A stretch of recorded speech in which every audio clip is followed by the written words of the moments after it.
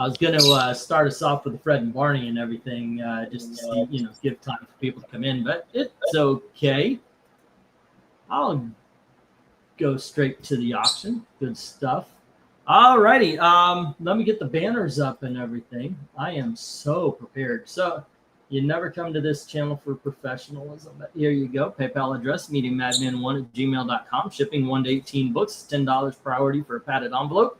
19 to 50 regular size comics goes into an $18 medium size priority box, 51 and up, usually short box, but these days I've been finding whatever I can to ship, make sure it's sturdy and protected.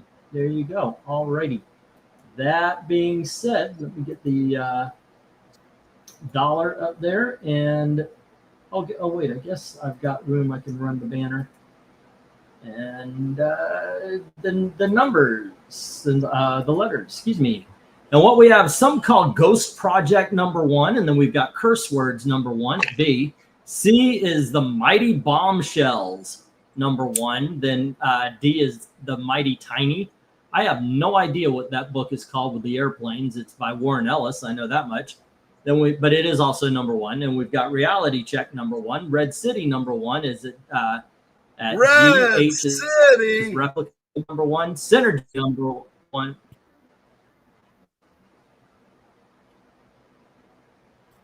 What's going on? Oh crap! You got the delay back.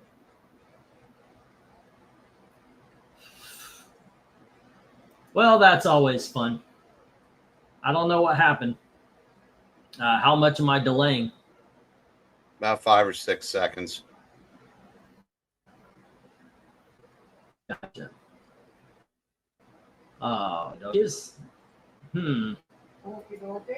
yeah, the computer's acting up again tonight there, Gailey. I don't know. Maybe the kids are playing games or something, slowing me down. Maybe that's the thing. I don't know. Anyway, a comic called Curse Words is about. I have no idea, tell you the truth. But hey, I know a way you can find out, Jeff. Bidding begins at $1 each. Let me get the go for lot 1. Go for lot 1. I do not know what causes the delay. I don't have the VPN on. I have exactly the same stuff on it that I had the other day. I have no idea. Alrighty. We will see. We will see how this goes. So how's your sports ball? Nothing major today.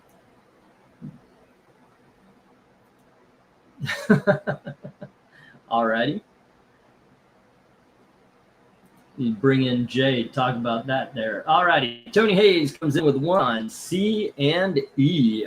$1 on the Bombshells and the Warren Ellis airplane book. All right. Once again, have not read any of these. 1, 2, 3,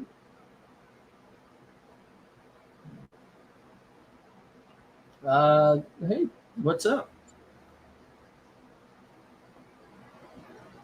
And today was easy, though. It was a good day. Just kind of hung out, getting stuff ready.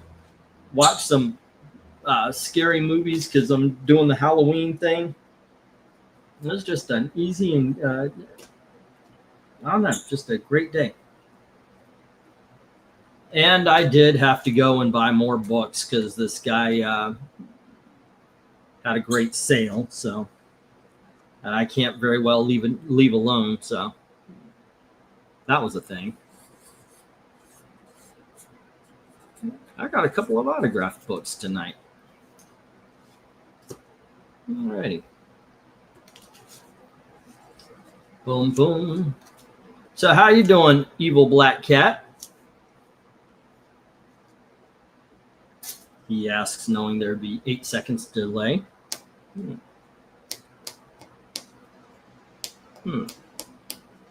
So today was the big No Kings rallies and all that. So what have we heard? Any good violence going on? Well, no, but apparently one of the ones in New York, when the clock struck 1 o'clock, everybody left, almost as if that was how long they were being paid. Oh my God! Seriously, like they just. Oh my gosh, that is actually. I mean, I saw the one meme with the with everybody there. Oh, look, it's millions and millions of people, and it isn't that amazing. And I saw that, and they're paid paid to be there. They're paid rioters. Well, the giant. Does anybody actually believe the shit that they're shoveling? The giant crowd they showed in Boston was not from today. It was from one of the parades after a championship. Okay. Oh my gosh. I heard nothing about anything in Muncie. So, I mean, at least last year we got a news story saying that people were going to be out by the college and everything. But today, nothing. Heard nothing about any of it.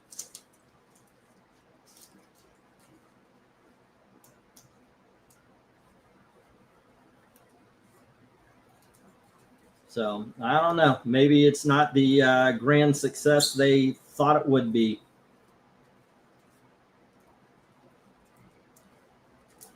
Yeah, I would like to see what are the real numbers. I don't know. It's just kind of interesting that the party that's holding the No Kings protest, have anointed their last 3 presidential candidates. Yeah, that's true.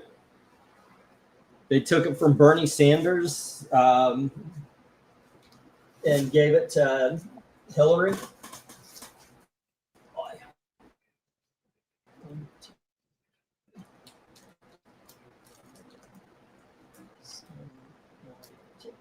Yeah, it's something. It's something.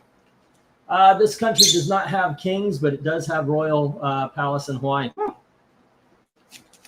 That's actually kind of cool. I mean, it's Hawaii. They started off differently. Alrighty, so Tony had see the mighty bombshells. Alrighty, I'm gonna get the stop here. This is this can be an easy day. I have no, I don't know, just we have no pressure on us today. Mighty bombshells, Tony Hayes. I mean, I've got a bill to pay, but we've got money in the pocket. It's just going to be an easy day. Whatever happens, happens. And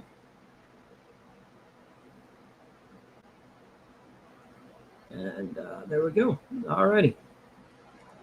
Hello to Jim Sorensen. You want to take a look here before I call it? Oh, you know what? I'll put in the 1-minute warning. There you go. I stopped using the clock. I used to have a time clock running, but I figure it was just one more thing drawing power, so I stopped using that. Let's see. In the yellow submarine. I don't know, man. We live in a freaking strange time. What gets me is the lying. It just, if you know lying, then how can you believe the bullshit you're trying to sell? You get like the race baiters who fix something up, like they hang a noose from a tree. Look what the Nazis on campus did. Well, how can you even believe that there's racism, true racism in the world if you're faking it?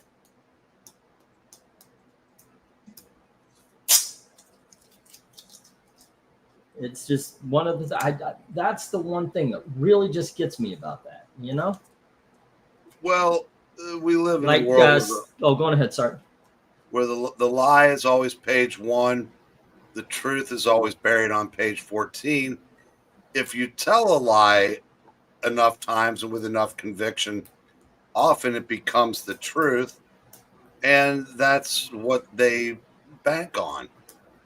I mean, yeah, there's so many people that still believe the fine people on both sides hoax, the Steele dossier, all of it.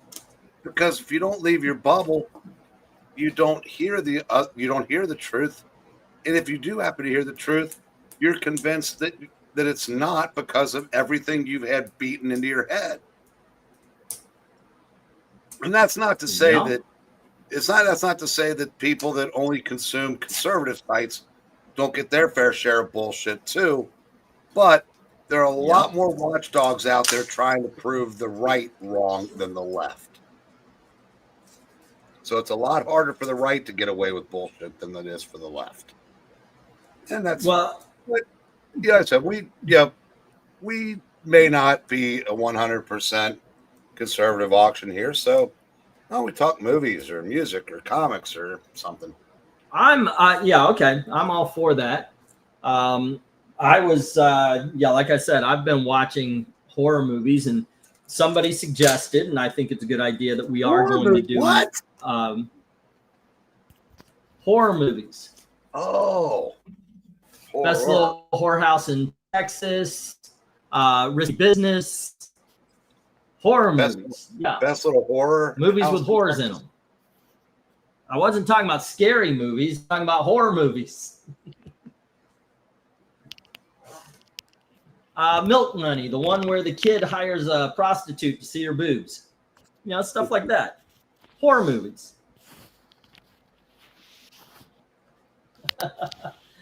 Actually, we're at the end of Trick or Treat. We're so close to the end of it. I was actually thinking, can I delay this even more so I can finish up? You had Trick or Treat tonight? All right. I mean, Trick or Treat is really good. Say again? Oh, the movie. Oh, okay. The movie, yeah. Maybe the Trick or Treaters were out at the night where you live. Not yet. All righty. So Tony Hayes had the Bombshells and the Warren Ellis War comic. All righty. Oh. Wait a second. I need a bigger reject box. No, I guess that would be fine. Let's see. There we go. All right. Hopefully I won't need a bigger reject box. This will be the only lot that doesn't sell books. All the other ones from here on in, everything gonna go. Just watch, Gail. That's positive. It may be delusional thinking, but it's positive thinking. That's what we're focusing on. All right. All right. 1, 2, 3, 4, 5, 6, 7, 9, and 10. I got the dirt lady on this one, really. All righty. First up, we have a book called Soul Wind by C.S. Adores? Oh, let me get rid of those letters. We know the alphabet by now. There we go. Should be gone, or soon anyway. All right. We got, that was Soul Wind. All right, Image Comics there. Next up, we got a book called Trekker. Doesn't have a creative team. It's from Image and Odyssey. That's issue number. Both of these are issue number 1s. And then we have the Evangeline Bible. There we go. Next up, we have Wildcat Adventures, based, I guess, on the cartoon, the short-lived cartoon. And then Derp.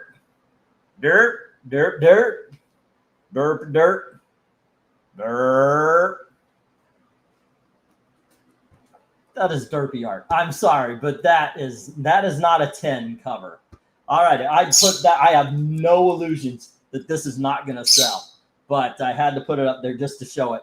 All right, next up we have Spook Girl. That's issue number 1. All of these are issue number 1s. And then we have Starhenge, issue number 1. Starhenge, book 1, The Dragon and the Boar.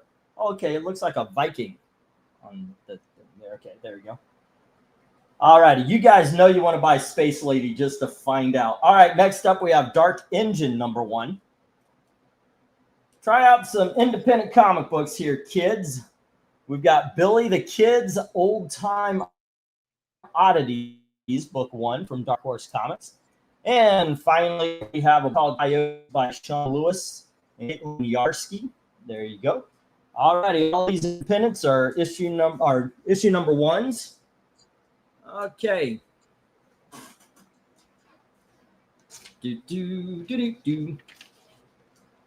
And bidding begins at $1 each as soon as I get the go for lot 2. There we go. Jeff said, that looks like a cover I could draw. Sir, I challenge you. I challenge you to draw that. All right. That is how awesome I think Derpy Space Lady is. Okay, Jim says E, B, C, and I.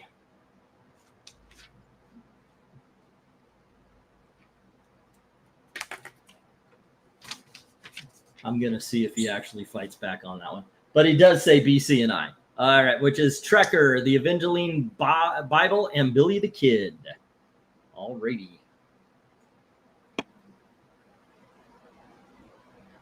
This is part of that big collection I got. I have, it's just, okay, I'm going to find out what's in this. And there is Space Lady, number 1. It literally looks like a kid's comic, like somebody just made it at home.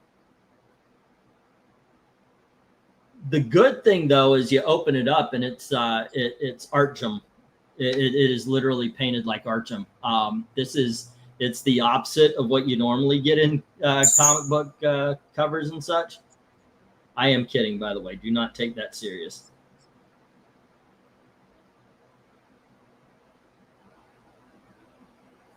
What is the worst cover you've ever seen, Eric? Oh, wow. That's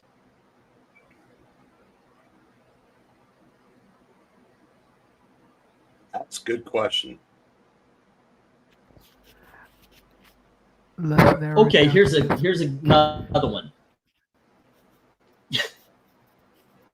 What'd you say, Black Cat? Let's narrow it down to Marvel Comics this week. Alrighty. Here's another one. What is the artist you are most surprised gets professional work?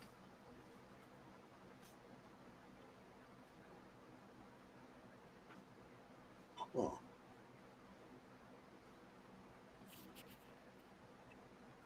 I know a lot of it's interpretive, but you roboted a bit. Could you repeat the question? What is a professional artist you're surprised gets professional work? Like how did they get into comics? I'm not talking about independents where they own the thing. I'm talking about Marvel, DC, people who actually cared or used to.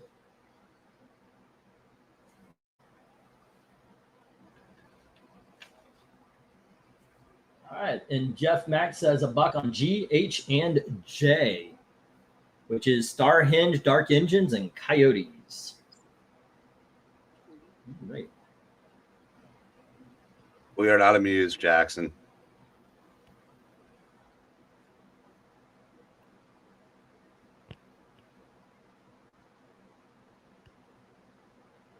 Okay, what Jackson say? Something by Gil Kane. That's not funny, sir. That is like the opposite of funny. Gil Kane is a god around here, according to Eric. Well, that's according to Graphic Man. Okay. Alrighty, and let's see. Jay was Coyotes, and $1.50 on B, says Eric and Boyd. Alrighty, going for the Trekker. Challenging Jim. We have our first pushback of the night. Then we've got Tony's $1 on E. I guts to know. All righty, so we actually have sold Space Lady, Gailey. Yeah. Gail doesn't even read comics. She looked at that and went, derp. Derp. All righty, let's see what we got. Looks like Beavis and Butthead. Can we ask who the publisher is on Space Lady? You can ask. Yes, would not surprise me if Space Lady is the best pick here. I know, right? You read it and it's like it's like freaking Tolstoy. We have hashtag Team Graphic Man from Jackson, and Jim says $2 on the Trekker. All righty. One more, and we got our first fisticuffs of the night. All right. Okay, Birdie. Come on. Let me see who the publisher is here. Behemoth. Behemoth. Behemoth. I always said Behemoth. Do you say Behemoth or Behemoth? You also said Carbon. Behemoth. Behemoth. Say again. You also said Carbon Green. All right. By the way, this is cover A. This is it says on the back cover A. Just to let you know there. All right. It says Behemoth. Space Lady is a work of pure fiction, unless. Okay. All righty. And it's and it's by Icky Comics. It also says Icky Comics. That's what it says. I kid you not, on the inside it says Icky Comics. All righty. So it's either by Behemoth or Icky Comics or Behemoth. I don't know. I mean, there's different ways you can translate that word. I'm pretty sure it's Behemoth and not Behemoth. Hey, why'd you bite my face, Gail? Oh. What was that all about, little man? No, I do not call Gail little man. I'm talking to the bird. Alrighty. And now the end is near. We got a 250. Jeff goes 220. Okay. All righty. There you go. And as far as Jeff, I know you're new around here, so just as far as the paying is concerned, we'll still like you're done or at the end of the night. That way, it's just one, and you're not overly burdened or anything like that. All righty, just say, hey, what's the total and all that, or at the end of the night, I read off the totals. Say again so I can talk over you again. Yeah, there's an 8-second delay. Sorry. Fold on E, the Space Lady. He can have her. All righty. And Jim says 3 on B after Eric and Boyd went 250. All righty. And we have our first fisticuffs. Bum, bum, bum, bum, bum. Uh-huh. Okay, so what doesn't have Wildcats, right? Wildcats and Spook Girl are the only things with no bids this time around. I have no idea what Spook Girl is. We know what Wildcats is, and everybody loved that cartoon when it was out. Let's find out. Okay, so it says Sig on the side there. Okay, the cover art's not bad or anything. All right, it's $2.95, so that puts it what early 210s, middle 210s. It is a black and white independent. Trixie McGillicuddy is Spook Girl, an agent for a mysterious global organization collecting data on the paranormal. Is one of the world's leading experts on such matters herself. She really believes you've got that monster under your bed. From her home in Neutron City and around the globe, Trixie fearlessly investigates the strange and unexplained for reasons of her own. And to top it off, she speaks 4 languages of whoop ass. And it's from January of 2000. It's very black and white and heavily inked. That's what it looks like on the inside there. All right. But that is Spook Girl. So I guess Spook being a secret agent and a person who, I guess, investigates ghostesses. Kind of like you before we got married, Eric. All right. Ba-bam. Alrighty, I know that Trekker is good and worth more. Really? Should I have checked it? But I have to fold. Alrighty, and with that, I'm gonna put up the 1 minute warning here. Give time for somebody to bid on Spook Girl and the Wildcats. And I am going to need to go get a backing board for one that I just messed up. All right, I'll be right back. Give me just a second, guys.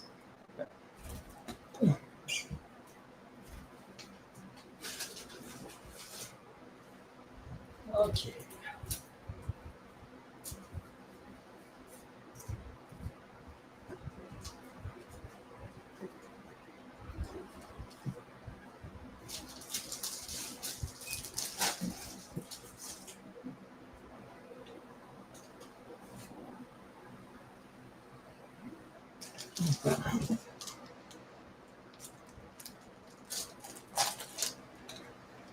All righty. Trekker should have had a long run, says Jim. That good? That is cool. I'm glad you guys grabbed the book you like.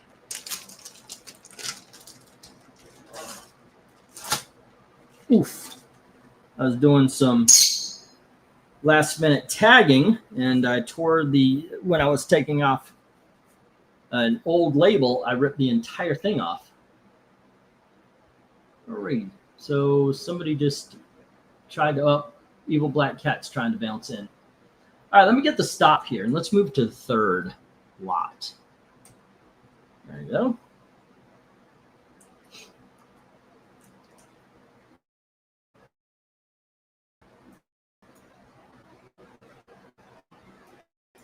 Alrighty.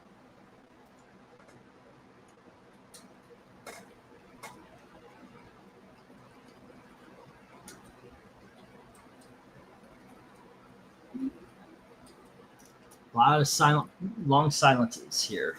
All right, let me get these down. We'll get the next round up. No love for Soulwind, I believe, either. So what did we get? Trekker is with Jim at 3.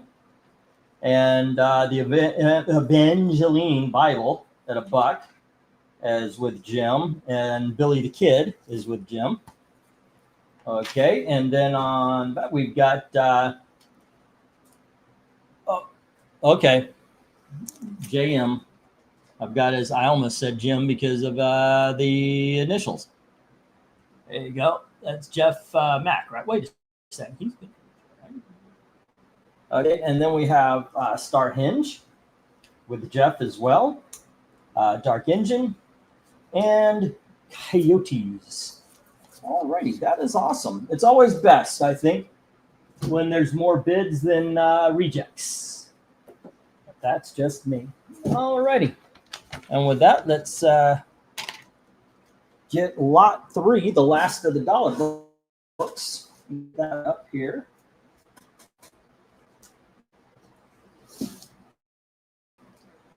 Okay. And I've got the first issue number 26. And here is issue number 27. Issue number 28. Issue number 29. Here we have issue number 30. Issue number 31. Issue number 32. Issue number 33. Issue number 34. And we almost made it, but here's issue number 36. Alrighty, bidding begins at $1 each as soon as I get that go for lot 3. Okay, hey, have you ever heard of the first, Eric? Yeah, I probably read it. I used to have all the cross gens. and I about killed Any myself. remembering? Yeah, I remember. I almost killed myself carrying a full long box of cross-gen down a flight of stairs. I don't know if I could have carried one up one. I take it this was recent, Well, it was early 2000s. meaning in the last 10 years. No, it's the early 2000s.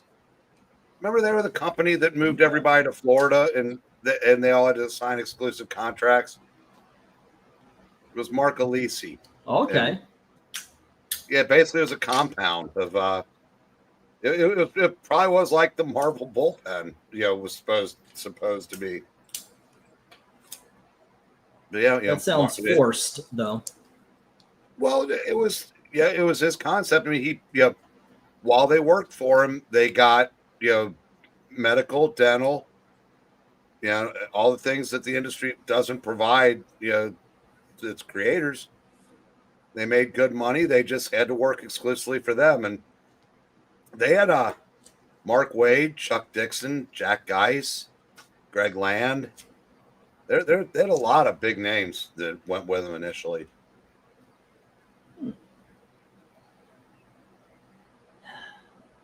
Man, I miss the good days. Yeah, Aaron Lepresti. The good old days weren't always good. That's the. Jim says, I used to have the whole series too. This is the first time I've seen it anywhere in years. Well, Jim, it's time to relive those memories. I agree. I know Randall had done a crowdfunding campaign not long ago for new issues and had a compilation. And if I recall correctly, I had them all but didn't keep them. Good school. Okay, time out. Trekker. All right. Boom, boom. But let's see. Oh, I didn't put up a go. God dang it. Okay. I forgot to go for lot 3. Yeah. Yeah, you got it. Okay. The last word I'm saying is, let me know when you hear me. The last word I'm saying is word. Word. Okay, it's a little better with Cat being booted off, but still a few seconds delay. Okay, so what is going on here? I turned off my VPN. I don't have any other. I've got YouTube up, and I've got. I can close the YouTube down. Maybe that'll help. Because I've got YouTube up, but I usually keep YouTube in case we need. Hell, YouTube still. Tony Hayes is number 1 on the thing there. Yeah, let me shut down the YouTube page. I'll be strictly StreamYard today. Okay, let's see if that won't.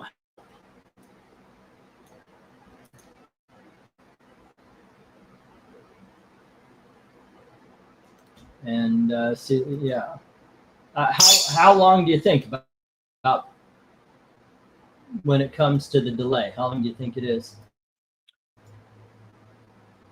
Okay. Can you hear me?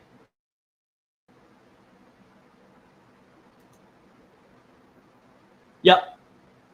That's longer.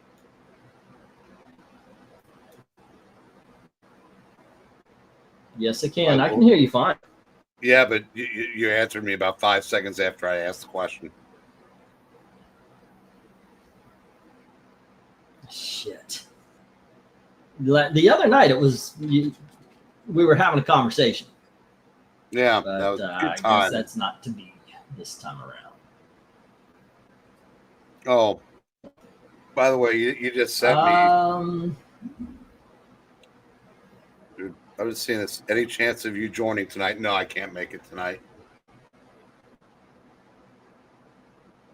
Okay, you just got that? No, I just saw it. Because I sent that towards the beginning of the. Oh, okay. Yeah. All right. Yeah, like, damn. There is a delay. Nah. All righty. Okay, you know what? There's nobody interested in the first. I'll tell you what. I'll do the usual thing. If somebody wants to give the first a try, we've got 10 issues here, and I'll go $7.50. We'll do 25% off if you take the lot. The first was okay from what I remember. It was a wrap up of the cross-gen universe. All right. Hey, I'll leave a like for these guys if you enjoy the content. So that's a good idea. I think that's a very good idea. You should do that. All righty. Let me get the 1 minute warning. All right.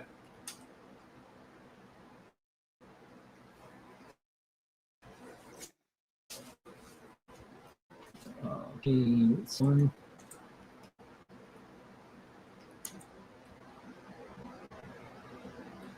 There we go. Give me a chance to write some of these books down as well. So what have you been watching? Any movies at all, or has it been straight up sports? No, I not movies, but I said I've been binging Slow Horses, and it's probably in my all-time top 10. It's that good. And I just finished Department Q, which was also absolutely excellent. And what's that? Department Q is this guy is on a routine call with his partner and another. He and his detective partner, and then a uniformed cop, and they're investigating a murder, and someone is still in the bill. Someone's still in the place, and shoots the cop dead, and shoots the other two. They live, but one is partially paralyzed, and the other one isn't.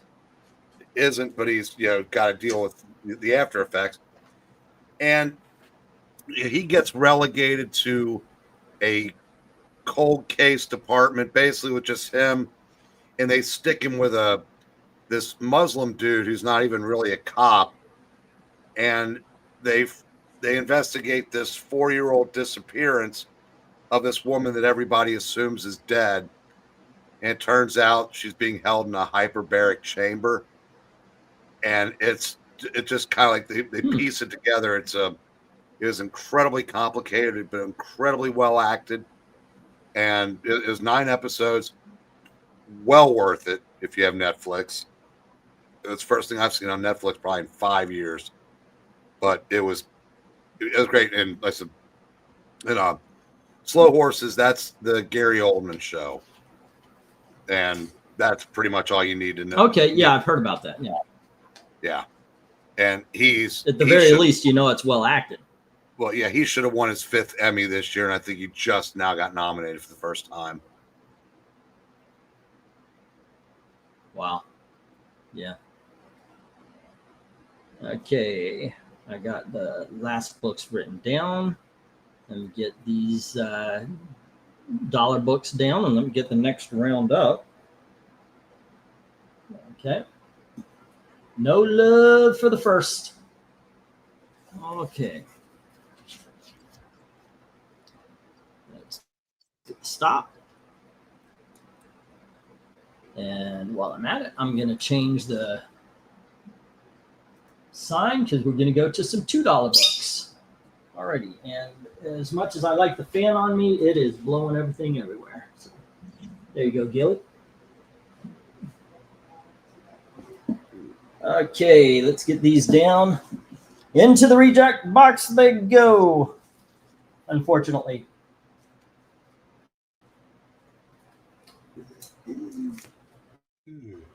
Go.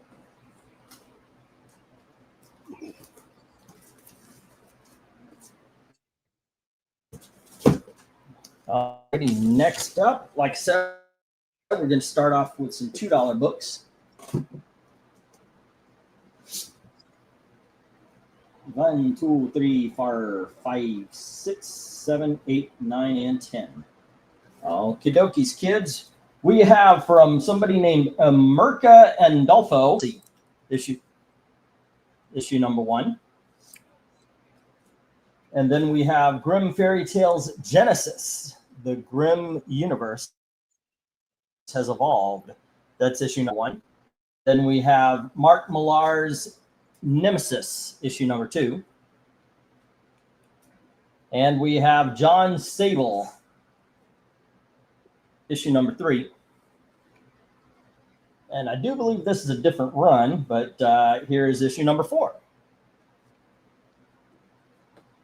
Next, we have Kick-Ass 3, issue number 2. And we have Kick-Ass 3, issue number 3. Here is issue number 4. Issue number 5. And issue number 6. There you go. All righty, bidding begins at $2 each. Let me get the go for lot 4. Yeah, I don't know if they're going to use him again, but yeah, where this show has a nerd connection. Jonathan Pryce plays one of the agent's grandfathers, who's a retired spook, and in the first 2 seasons, first season he's sharp as a tack. Second season, still pretty with it, and by the 4th season, pretty much full blown Alzheimer's, and his performance is just fantastic. Talk about movies we just watched, and we'll have to talk about it when we do the Halloween thing. Jonathan Pryce played Mr. Dark in Something Wicked This Way Comes, a really good Disney horror film and made in the 80s, and it still holds up. Yeah, I was close to 80 himself.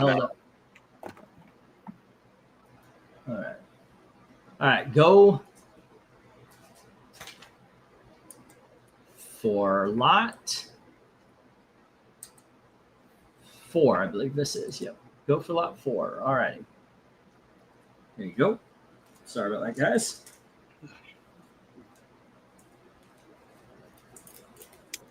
Boom, boom. Come on, baby, let the good times roll. Let's see. Did it even show up? Okay, I thought I did that. It didn't show up for me. I'm delaying myself. I thought I wrote down go for lot 4, and it didn't show up. And then I was like, oh, okay, I got to write it down. But no, I already did. It's so yeah, I'm delayed myself on this thing. Lots of fun. But we've got $2 on D and E, the Sable from Tony Hayes. And then Jim says 2 on B, the Genesis. Okay. Then does anybody take the Kick-Ass? Jeff says 2 on C, taking the Nemesis. Alrighty. Yeah, speaking of Kick-Ass, I saw where Wes had another interview with Mark Miller this week. Okay. I haven't watched it yet, but. And has Richard gone after him for it? Oh, I'm sure he has.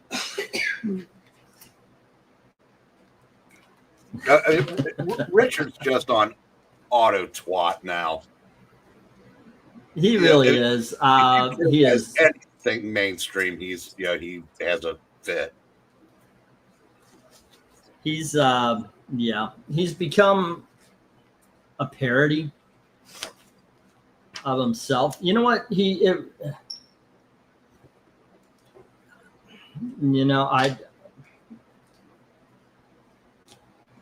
had a Twitter group. He and I and Captain Cummings and not Comics Division, Doug Ernst, and we would talk about stuff that had to do with what was going to be called Comicsgate. This is before it actually became Comicsgate and all that kind of stuff. And what he is blaming, oh goodness gracious, the black guy. What he's blaming him for, and what he's blaming Gary for, and all that, is exactly what he did. He actually insulted, goodness gracious, black guy. What's the fuck is his name? Eric July. Does Esom. Eric July. Okay. He said all Eric July did was come in, repeat what a lot of us were already saying, only to sell his comic. I'm like, dude, that is literally what you said you were doing. Literally what Richard said he was doing. I'm only here to get an audience so I could sell my comic books.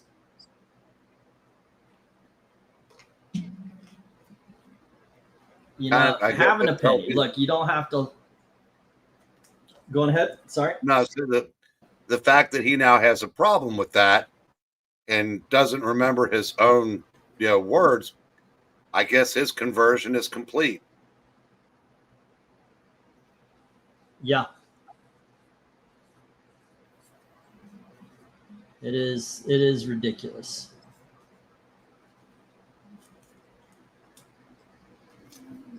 Okay, let's see what we got here.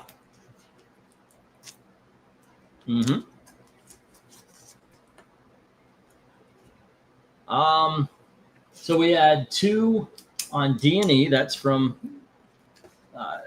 that is from Tony Hayes. B 1 2 3 4 5 C 1 2 3 4 5 D, which is John Sable. If I remember correctly, it was 3 and 4.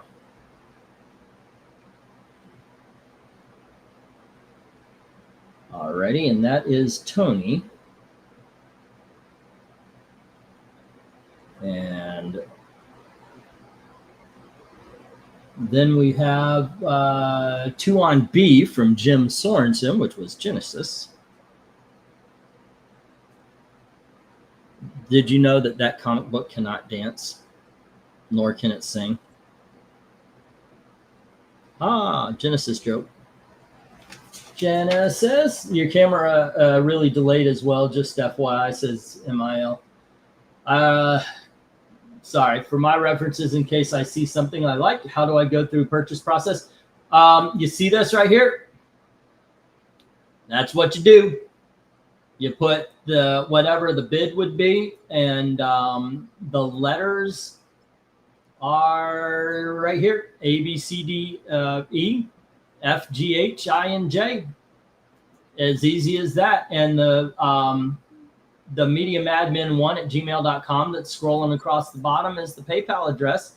I do recommend that you wait until the end of the night or when you're ready to go and for the total. And you do have the option of shipping right away or for holding, if you would like to hold them until you get a bigger box or a full bag or whatever.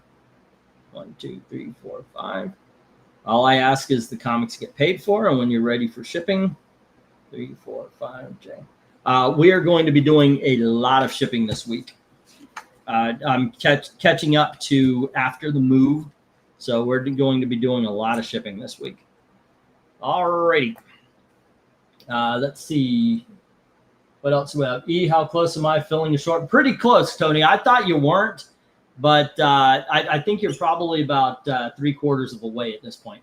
Eric July was conservative content creator many years before he had the idea to make comics. He even had his own show on The Blaze. Yeah, but in all honesty, he did jump on and he regurgitated everything we were saying. There was not a lot of new under the sun when it came to what he would say about things. I get it. There's not a lot you can when you're all basically, you all have the same message. But it could have been the same thing as Richard. He wanted to help gain an audience. And now that he's got the audience, okay, it's time to put out my product. But at least I don't know, but go ahead, sir. No, say with Eric July, he just basically shifted the message from politics to comics. He didn't compromise his principles to do that. He just shifted the message. Which, in all honesty, trying to get into. Now, Richard, on the other hand, either lied to us then or he's lying to us now. That is what happened. There is no middle, in my opinion, anyway. Maybe you guys could see it, but in my opinion, there is no middle ground on that. All right, let me get the 1 minute one. No love for the kick-ass, but we do have Jim with the Nemesis, Tony with the John Sables, and Jeff Mack with the Nemesis. It was Jim with the Genesis. All right. No, I think Richard and Tony with the Sables. Go on ahead, man. Guys, I think Richard is just under the influence of young TikTokers, and the only principles that he once had that he still adheres to is he still goes after a few of the more outspoken trans creators, because he still has a problem with mags, although why, no one cares. And he went after Gretchen Felker Martin. Yeah, but other than that, I think he's full blown leftist now. And all these hit the rejects. You think? Well, he uses conservative as a pejorative. All right. As same with Republicans. So yeah, I would say so. Oh my God, so many times too. 1, 2, 3. Wait a second. These are okay. I put that in the dollars. 1, 2, 3, 4, 5, 6, 7, 8, 9. Wait.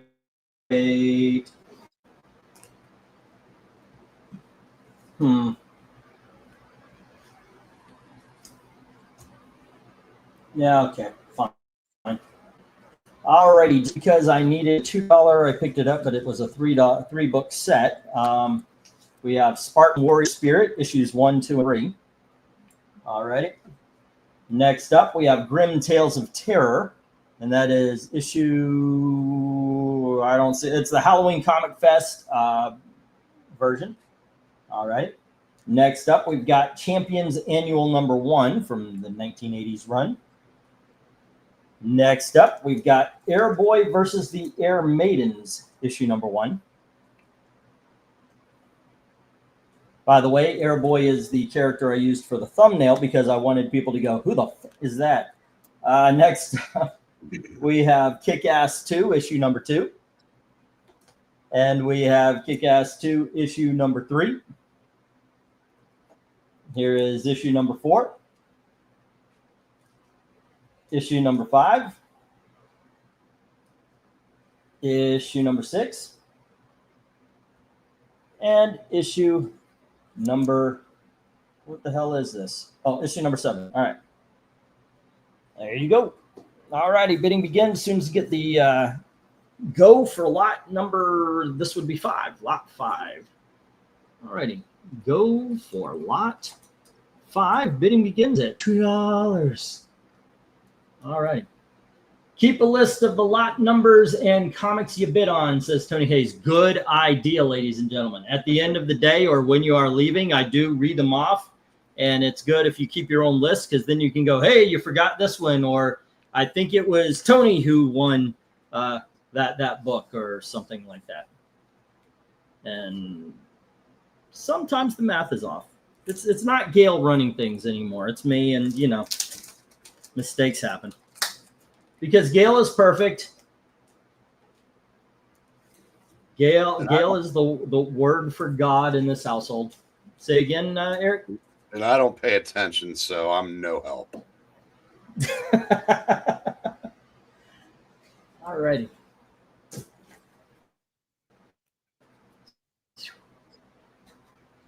Good times.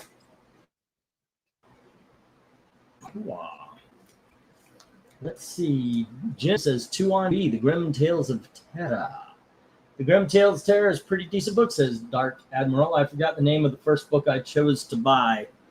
Well, I've got your list right here, sir. Give me just a second.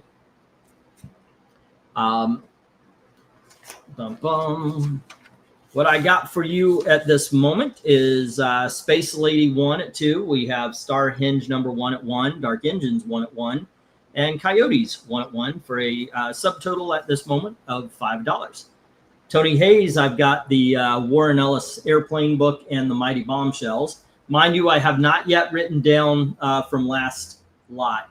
Trekker 1, Evangeline Bible, and Billy the Kid for Jim. Trekker 1 was $3, the other two $1.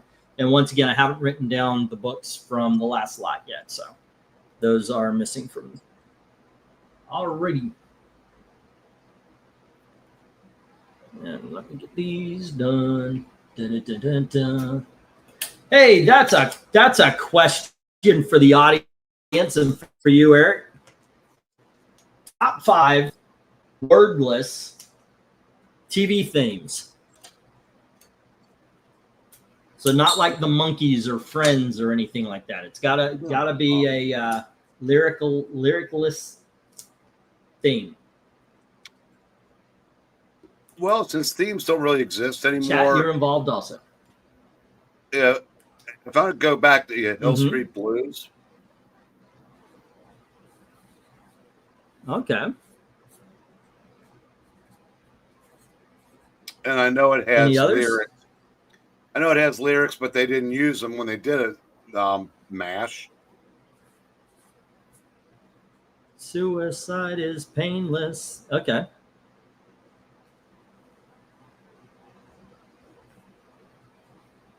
I'll have to think. What else makes your list? Yeah, I'm thinking.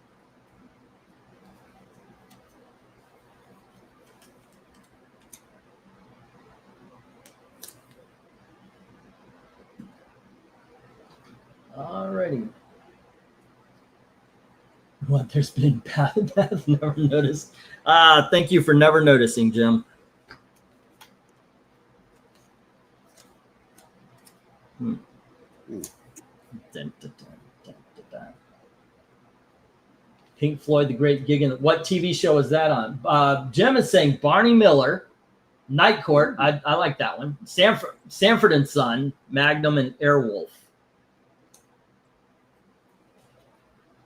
By the way, I got to tell you, Tony Hayes sent me the Sanford and Son theme song on a CD, on a mixed CD. And if you're blasting that shit and driving, it makes you feel a certain way. It really does.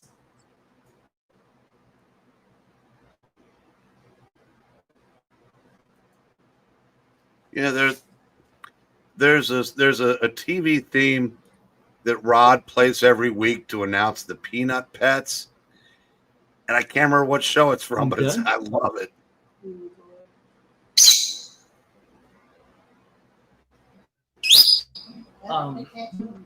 For me, let's Tony, see. The Dukes best, of Hazzard has singing. not a lot of people know this.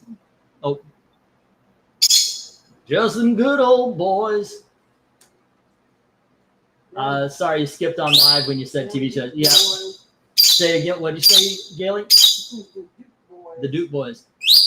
Just some good old boys. The Love Boat. Soon we'll be making another. That's lyric.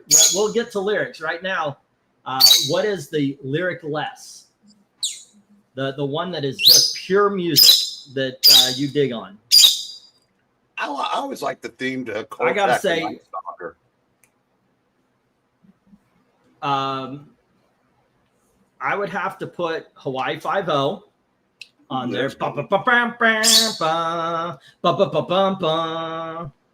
I always thought that was good. Probably next to my number one, if not my number one, would have to be the Peter Gunn theme. Dun dun dun dun dun dun dun dun dun dun dun dun dun dun dun. That definitely has to be somewhere at the top of the list. Sanford and Son. That was badass. Dark Admiral's bringing up a TV theme song that was in the top 10 Billboard charts, and that's the Miami Vice theme song. mean, that deserves a spot. I don't remember. And Mission Impossible. There you go. Dun dun dun dun dun dun dun dun dun dun dun. Red light, green light. I'm sorry, that was from the movie, but I had to add that in. Dun, dun, dun, dun, dun, dun. I will be right back. Alrighty. I think I was pricing stuff out, so I let this one go a little bit longer than I should have. I was writing stuff down and putting stickers on the big dogs. So let me just get the stop here. I think only a couple of books got any love on this page. There you go. Like I said, it's very casual tonight. I'm hoping to make money because I do have goals, but we're not going to lose our shit if they're not hit. My goal is about 300, but it's for my glasses and to pay off our storage shed. So we've pretty much got, we're close. And maybe we need some place to put things because we don't have any shelves. But yeah, so it's a casual. I am feeling so casual today. All right, so what did we have? We had. Oh, did I even write it down on the? I thought I did. Okay, let me write these down. Jim had B, which is Grim Tales of Terror. All righty, Grim Tales to Jim. Smedley Whiplash. All right, let's see. That's $2. I will follow you. I did not know I had a Dudley Do-Right voice.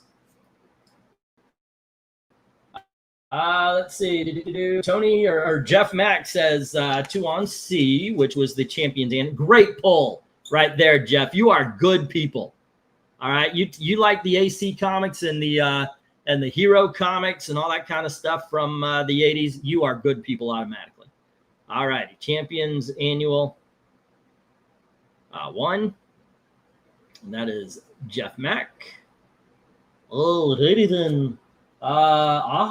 Stonehenge. Barney Miller, LeBeau. Anyone remember I do not remember Young Writers. That's why I sent you the CD. Well, thank you, sir. Thank you. It took me a while to get through the Who, and then it took forever to get the CD out because my CD player's broken. It was only 30 seconds or so, but Walking Dead lead in really set the stage. That's good music. That is good music. The Avengers, M Appeal, and not the Marvel version. Although the Marvel Avengers does have the theme to Route 66 also has lyrics. Didn't it? Wasn't it the A-Team rock? Dun dun dun dun dun dun dun dun dun dun dun dun. Jim's got the Tales of Terror. Jeff has the Champions, and everything else hits the reject box. Guys, this is what we don't want. We want everything to be taken. Apparently, I wasted money on the Kick-Ass. This is one of those I bought. I did. I went and I said, oh, my gosh, he's got some great books on sale over there. I should pick them up for the auction. And so I went out specifically to get these, and they have not sold. Nemesis sold. So at least that. But the Kick-Ass got their asses kicked. Alrighty, let's get to the $3 books. 6, 1, 2, 3, 4, 5, 6, 7, 8, 9, and 10. Alrighty, kids. I have got a legitimate 1948 comic book today. It is in the $3 bin. So understand that it is in $3 shape. I also have a 1954 comic, and understand it in $3 shape. Actually, one of them, I'll talk about them a little bit more. This book right here. The cover is detached. It's present, but it's detached. Okay. That is Giggles, issue number 53. And somebody put so much tape on Joe Palooka, issue number 83. It feels plastic. So there you go. All righty. But there you go. Everything looks in order, though. Just letting you guys, alrighty, these 1.0, I've got them in the $3 bin. Looking for the tracks on that 48 book. Wait, what? Alrighty, here we go, kids. Let's get these up here. And did I check? Yeah, these are our books. We have a book called Marked, the 3D Halloween special. Glasses are included. And by the way, these glasses will actually help you with any other 3D comic I may have here. So I don't, not tonight, but anytime I might have one. Batman, Seduction of the Gun. And then we have Captain America, issue number 200. That's not a roll. It was just made flat like that. Alrighty. Then we have 2000 AD featuring Judge Dredd. That's issue number 4. And then we have Judge Dredd, issue number 6. Next, we have Batman Annual number 12 by Mike Barron and Ross Andrew. And we have The Honeymooners, issue number 1. Next, we have the Joe Kubert School Presents First Folio. And then we have the aforementioned Giggles, number 53. And we also have Joe Palooka, number 83. Alrighty, kids. Let me get the go for lot 6. All right. Ooh. Okay, let's go for lot 6. Everybody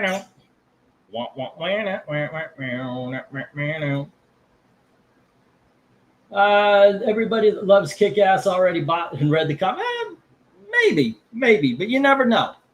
I mean, it's part of the thing. I get comics for the auction. Sometimes they sell, sometimes they don't. It's a little bit of a risk, but it's just the way it has to be. Okay, 1, 2, 3, 4, 5. And then the other 5. What do I got there? Let's see. I love it when playing comes in. The Jetsons and Flintstones both had intros that stuck with you. Yeah. Okay. Now we'll change it up a little bit. What is your favorite lyric TV show theme song? The one with the words. You gotta have the words in the theme song to make it good. Don't you tweet at me like that. Alrighty.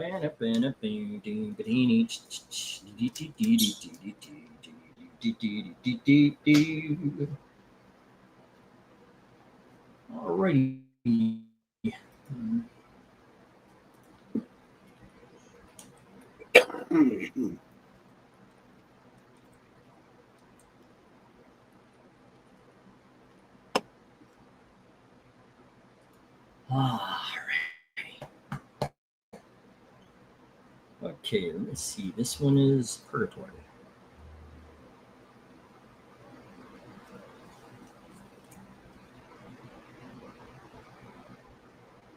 All right, you're back. Yeah. And he's back, the man behind the mask, and he's out of control. He's back. All right. 2, 3, 4. Oh my goodness gracious. Now I got to tell you, we have never heard so many trains since we moved up north. And we live right next to the train tracks in the at the other apartment, and we don't hear so many trains as we do in this apartment, in this house. Okay, so right away we have Tony Hayes with 3 on C and D. Alrighty, the Captain America and the 2000 AD. Okay, Captain America. number 200. So where do you go to on this board, Eric? What appeals? C and F. Oh, the Batman Annual. Good stuff. Alrighty. I don't know. I'm, of course, I'm always into the Golden Age, so definitely I and J. But the and give me some Jack Kirby, Captain America. The Annual's good, but the Marked actually looks wild enough that I would want to pick that up. And the Judge Dredd, because the 1980s Judge Dredd.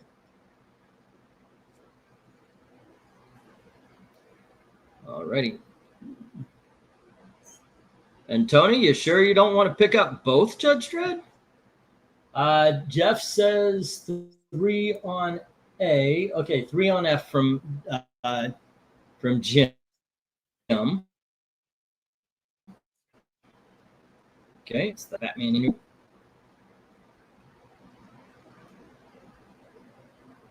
Okay, and then Jeff says 3 on A, the Marked. That just looks wild. It really does. Marked 3. Okay, and that's Jeff. There you go. You guys definitely keep track of your books, because the way I'm getting you guys mixed up enough. I'm trying not to, but I'm not saying it wouldn't happen that I get your books mixed up at the end of the evening here. All righty, we're talking about the best lyrics theme songs. What do you got for us, Eric? I don't really have anything. I'm just reading the ones that are already Really? out there. Yeah. Nobody's making a way in the world today and it taking everything you got? Well, yeah, that's already been mentioned a couple times. Oh, okay. Well, you've got your opinions. Damn, what was it? You know where I'm going because it's one of my favorite bands. Here they come, walking down the street. Get the funniest looks from everyone they meet. Welcome Back, Otter, because that's an actual song. Oh, I like that. WKRP in Cincinnati. Baby, did you ever wonder whatever came of me? That definitely is. It's got to be at least in the top 10 for me. How about you, Gail? Favorite theme song of a TV show?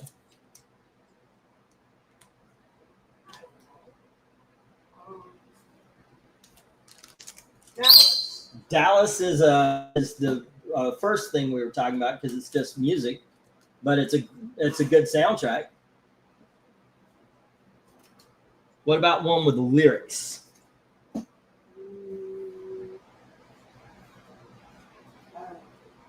Because yeah, you went with the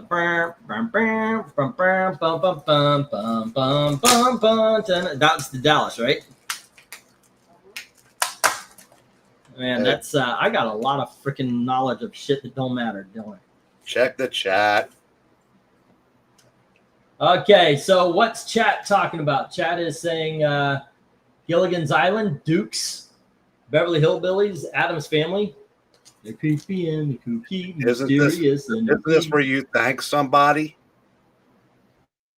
The Brady Bunch. I live near a train, but it is far enough. Oh wow, dude, thank you very much. I did not see that. I love what you guys are doing here, and even if I don't see anything I don't need, y'all will keep me coming. I certainly appreciate that.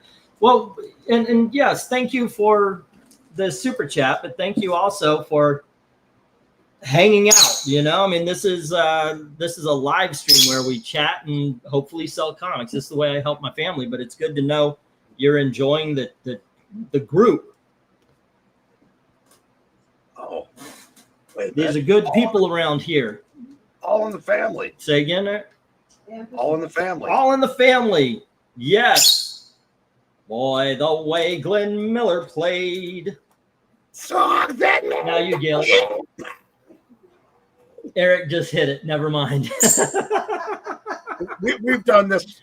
We did this on the Geeky Puppet Show a couple times. Just right in the middle Guys of the like us, we had it made. Those were the days. And you knew. Guys are guys, girls were girls, and men were men. Mister, we could use a like Herbert Hoover again. Anyway, once again, let me. Really? We're coming down the home stretch. You're not going to finish? In the chat. I'm sorry, actually. Go on ahead. No, you had the next line. I don't know I forgot it.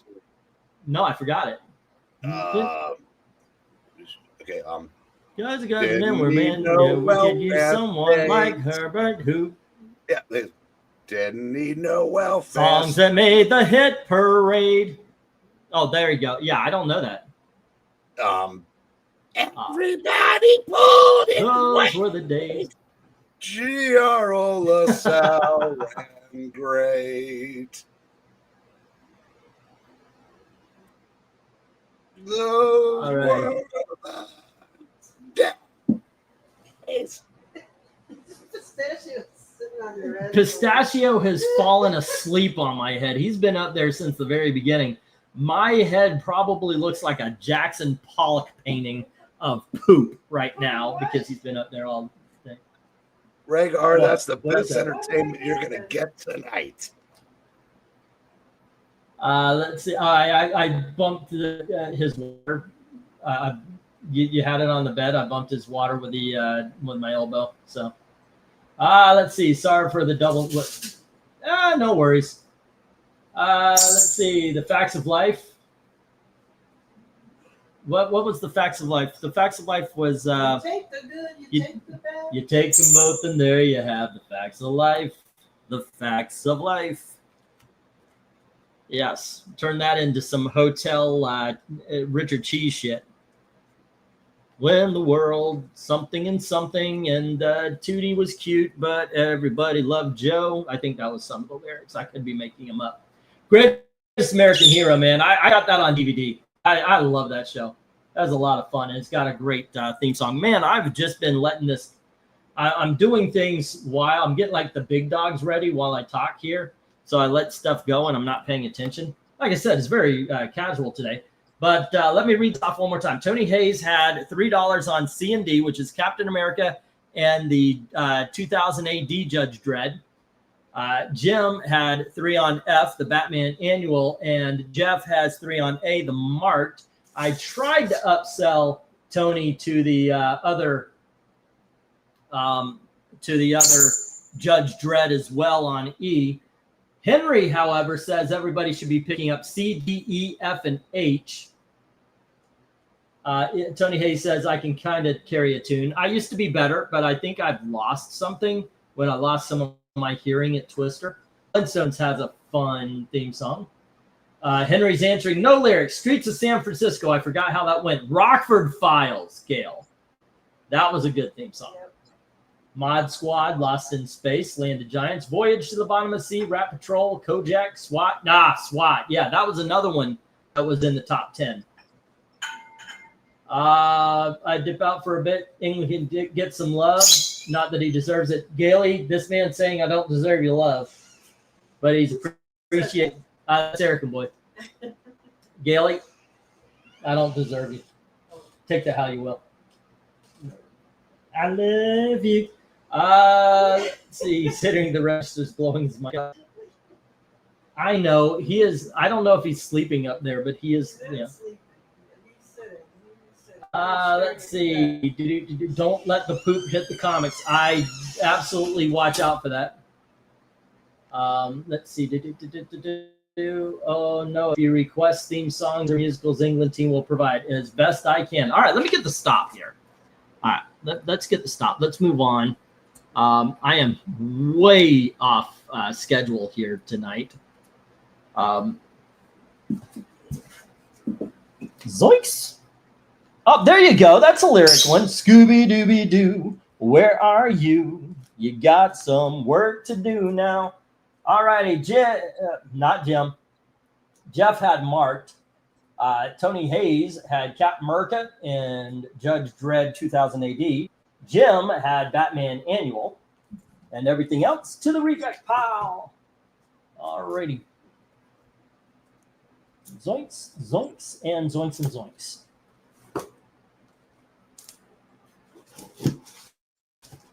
Actually, the rejects are winning. I always look at the two boxes side by side. It's okay. I have a feeling this next lot is going to make up for it. Okay, next we have Avengers issue number 204. And we have issue number 207. Next, 209. We have the Avengers issue number 210. Okie dokie, Dr. Don, we have 211. I don't know where that came from. I apologize to the Asian community. Here is issue 211. And next up, we have issue number 212.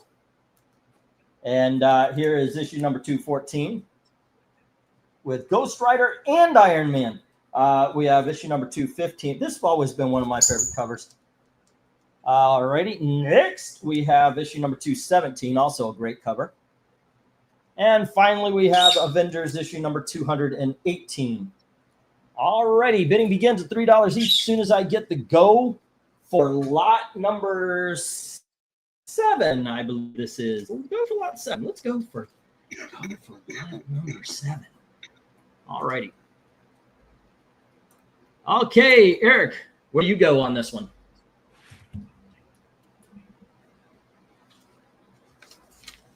Where do you go from here? From obviously all of them because it's the Avengers, but the first 4 was when the title was kind of in a holding pattern. 211 was when they changed the lineup, started the Yellow Jackets Fall from Grace storyline. And in 214, Ghost Rider goes full-fledged villain and almost kills his ex-teammate from the Champions. Yeah, the Angel. So, listen, E, F, G, H, and I really, really liked. But I have all of them because, I said Avengers is my... Okay. Avengers is, if not 1A all-time favorite title. So there's that. Oh, no.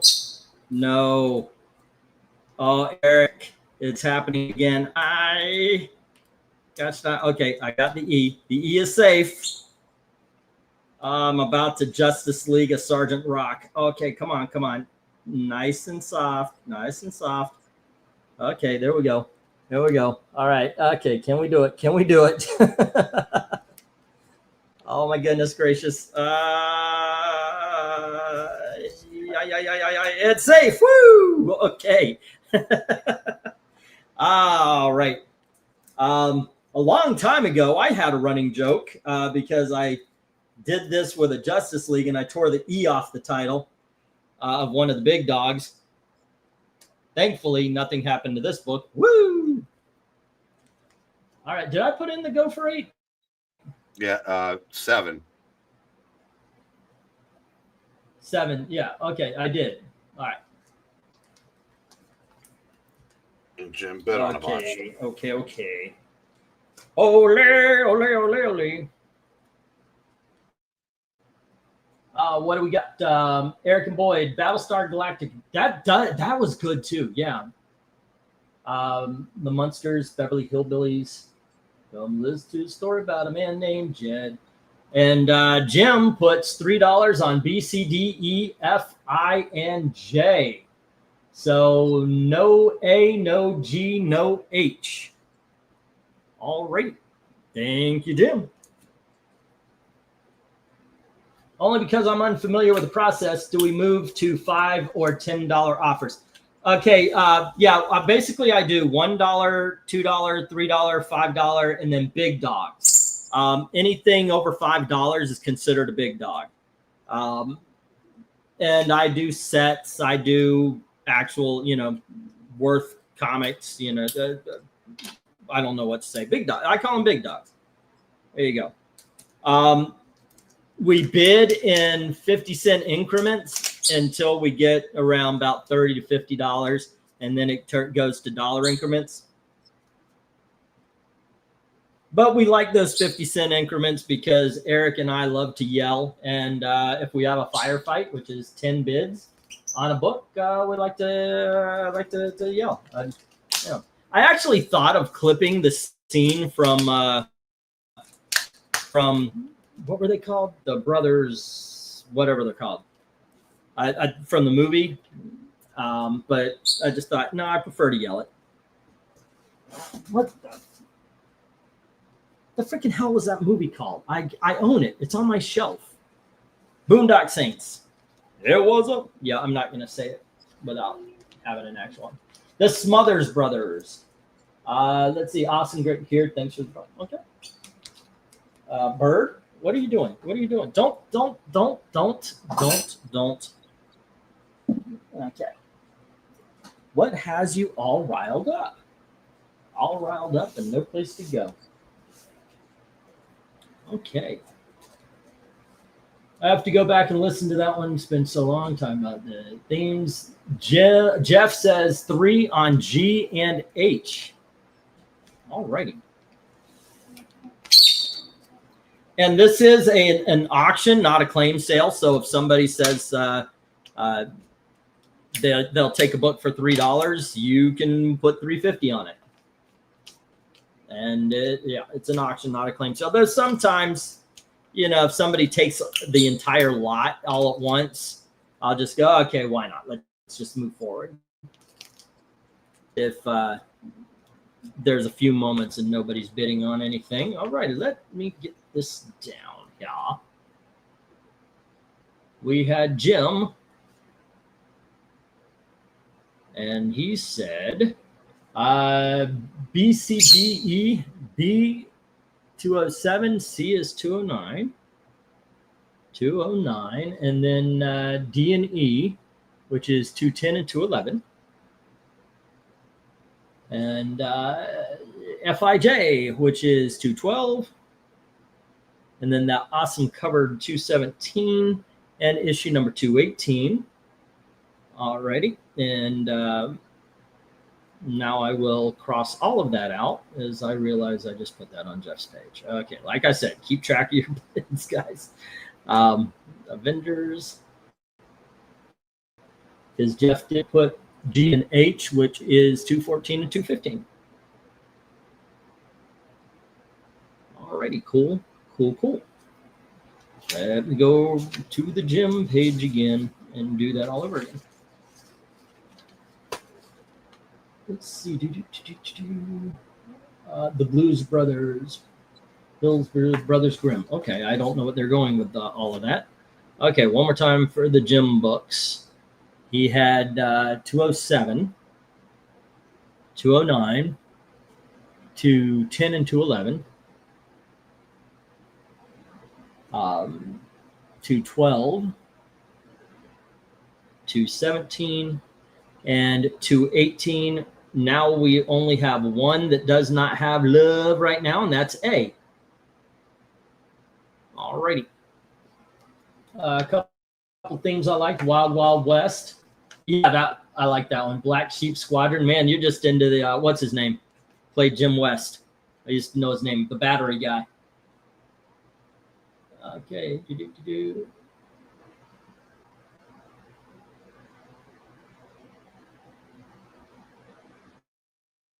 Are these purely reader comics? No, they're in good shape. They're in good shape. It's just if I buy them, here you go. If I buy them cheap enough, I try to pass on, there you go. And they're not mint. Trust me, if something's like pure mint, I am very much, oh my gosh, what a beautiful copy. I am very much like that. Yeah, these are in good shape. If something's in crappy condition, I tend to go, yeah, this is crappy condition.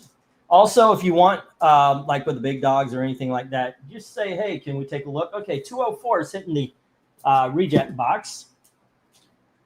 All right. Oh, goodness. Hold on. Let me get the stop. I should get the stop before I do this. All right.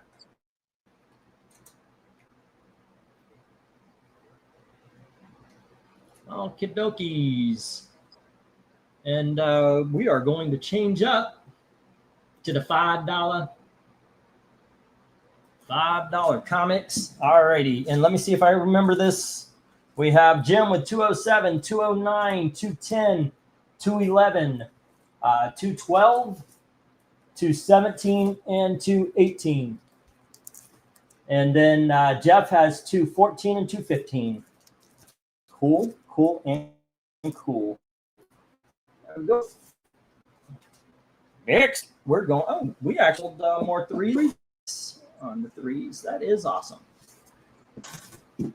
We're going to the $5 books. 1, 2, 3, 4. Oh man, I forgot to take the tags off some of these. I apologize. 1, 2, 3, 4, 5, 6, 7, 8, 9, 10. Okie dokie, kids. Oh shit! Here we go. Okay, don't get. Here is Two Gun Kid, issue number 112. There you go. I'll slow it down also for you there. That way you can actually see the condition. Next up, we have Little TV Funny, issue number 27.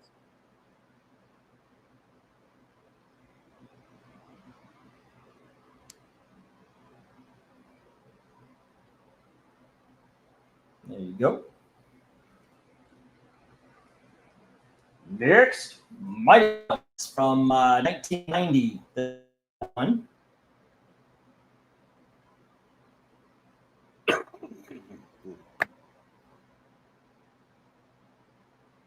we go. And we have Pep, issue number 329 from 1977. Anytime you can get Betty and Veronica in bikinis, you get Betty and Veronica in bikinis.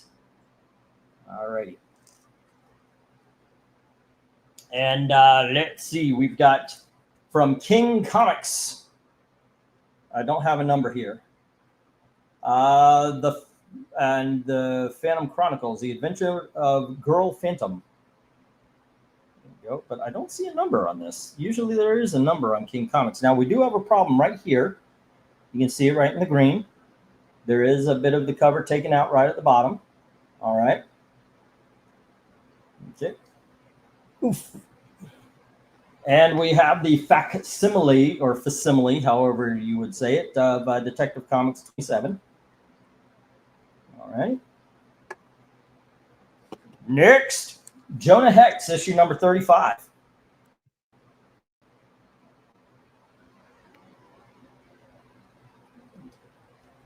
And we have Classics Illustrated, William Shakespeare's Hamlet. That's from the 1990s run there. And then we have Classics Illustrated, Washington Irving's Rip Van Winkle. And next we have, and finally on this lot, we have Archie's Joke Book, issue number 139.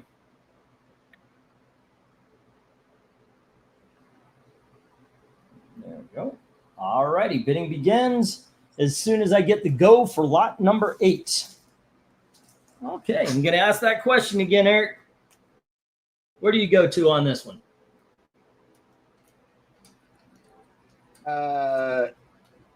E and F. E and F, the Phantom and the Detective Comics Fixin'. That's going to be some good reading. That is. On this slot, Jonah Hex, definitely. You know what? I've got to be honest. I was like, I was so loyal to the Classics Illustrated. I bought all of these issues back in the day. They are fantastic. This is a great run of Classics Illustrated. So that would probably be after the Jonah Hex, and then I would have to go Phantom, and then the Mighty Mouse. Alrighty, no Rumpelstiltskin for England team, crumpled for. Good Lord, what's wrong with you sometimes? Alrighty. Oh, goodness gracious. You have to appreciate the wordplay. Say again? You have to appreciate the wordplay. Yeah, I guess so. I thought he was going to make a, what is that song? I like big butts kind of joke. But he went in a different direction than I thought he was.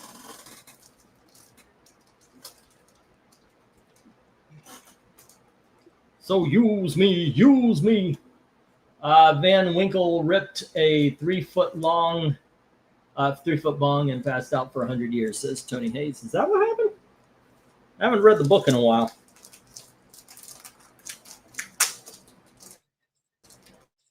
Okay. We do have a bid of 5 on F, the Detective Comics, and 5 on I, the Rip Van Winkle. Okay, will anybody give that Audrey? That is actually a pretty good conditioned little Audrey right there. Pretty well conditioned? Good conditioned. Oh, okay. Actually, this is better conditioned than I thought.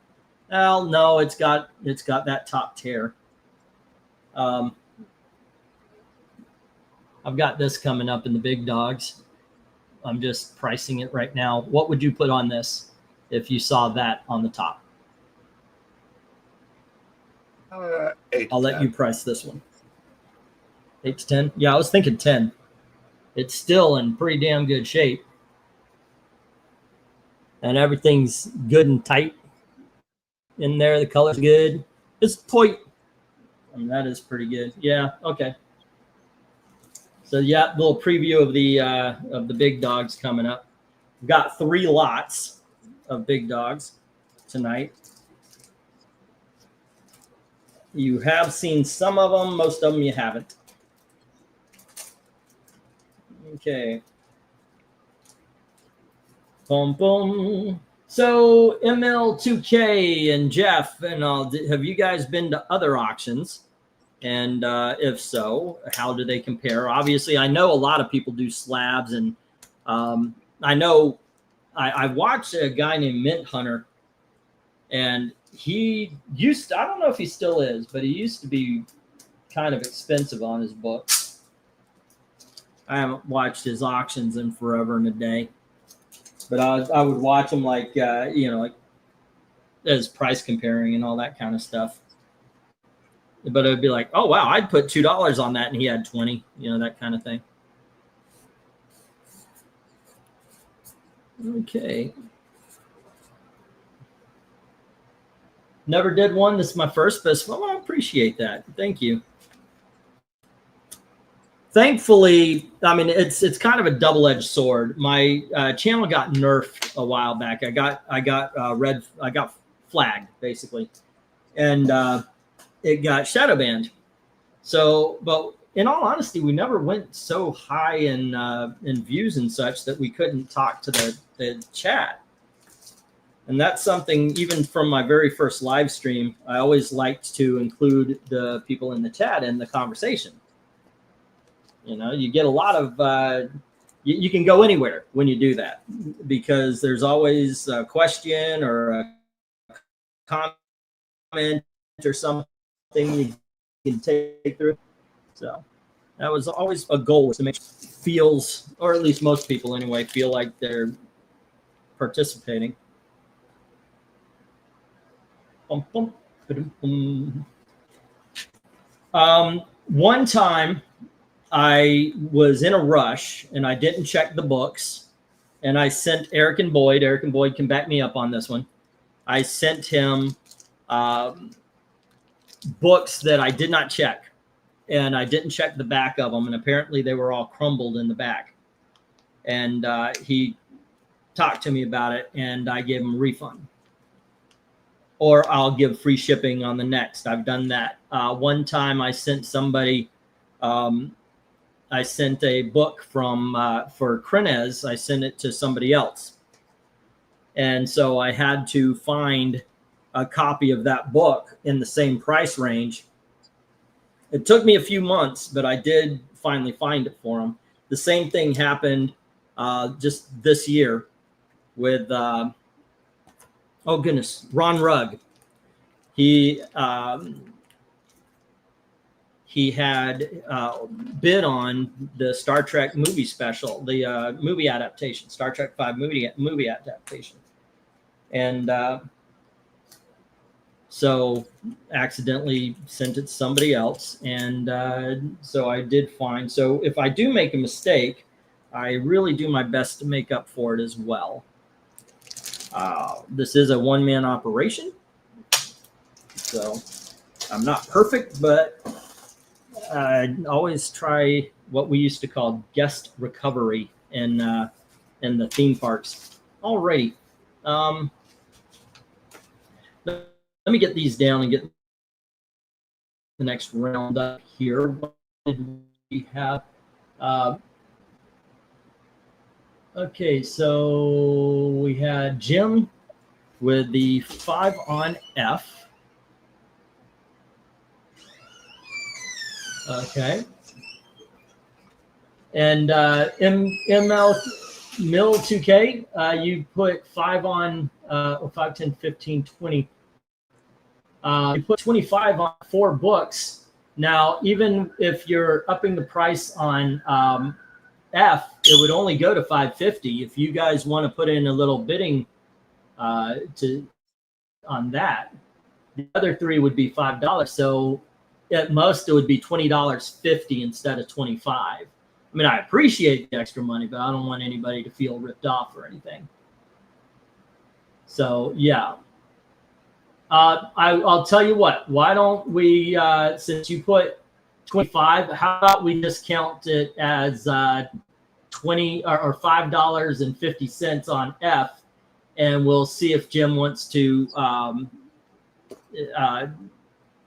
fight you for it. Yeah, I don't want you to overpay. I mean, unless you're okay with it, then I may okay with you overpaying. Alrighty. But let's see what Jim's reaction is. All right, we'll do that, and I'll get you down for. Okay, so let me get these written down here. We had Jim with F, which is the Detective Comics. Detcom 27. Alrighty. And then we had Tony Hayes. Tony Hayes, all in my brain. He had 5 on I, which is the Rip Van Winkle. Gailey, I'm going so slow tonight. I don't know if I'm going to make it through all these. I told you I was going to be casual tonight, but I'm like, it's like I'm too casual tonight. I'm not really just, okay, what happens? And then let's see, M-I-L. I'm just going to put that for his name there. Mill, and that was C, which is Mighty Mouse. Here I come to save the day. Now, the person that's really got a good Mighty Mouse impersonation is my wife, Gail. Want to give it? Let's hear it. Come on, woman. All righty. D, which is the Pep. Kellogg's Pep. And that was like, what, $3.29. And then there was the J, which is Archie's Strip Book, $139. Okay. Cool. Hey, somebody who likes Archie's. I should have a good amount of Archie coming next week or the week after. All righty. And do we have everybody's? Yep. Okay, let me get these down.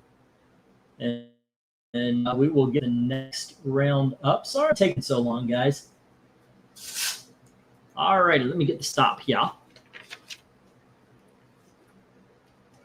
And we got one more $5, and then we're on to the big dogs. And yes, I have sets as well. At least twice. I've got 2 kids. All right, we've got Jim with the Detective Comics and Tony Hayes with the Rip Van Winkle.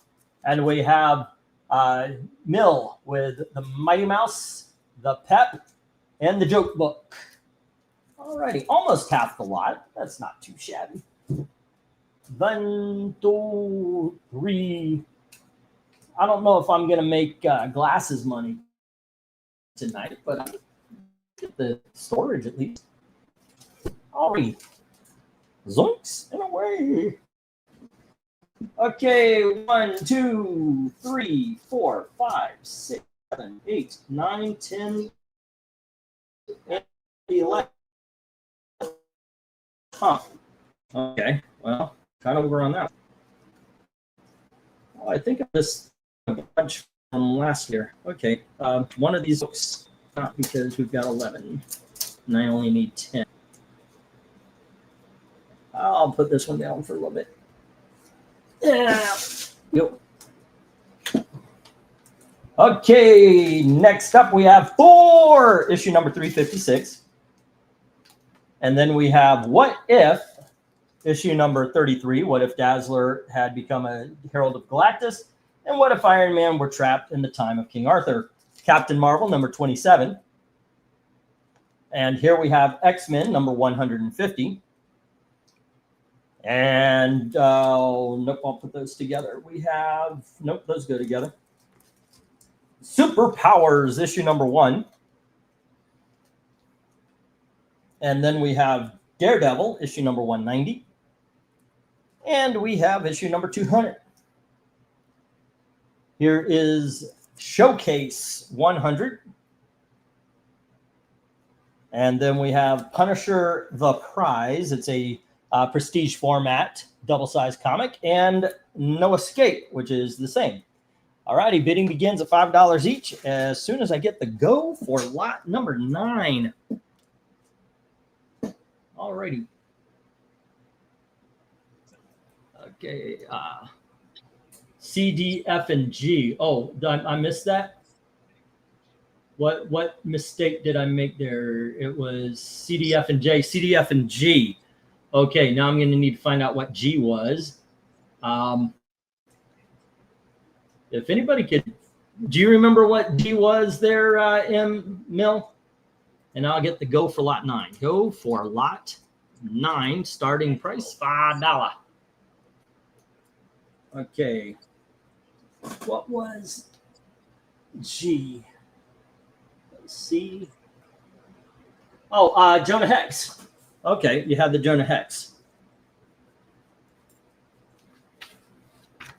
And that was instead of J, which was the Archie's Joke Book. All right.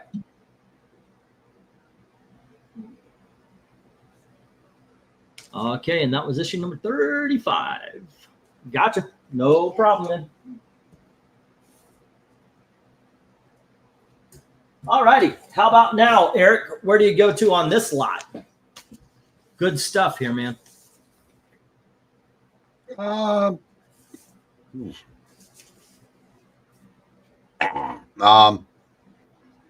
Thor, Captain Marvel, X-Men, Daredevils, and the Showcase would be my top 6.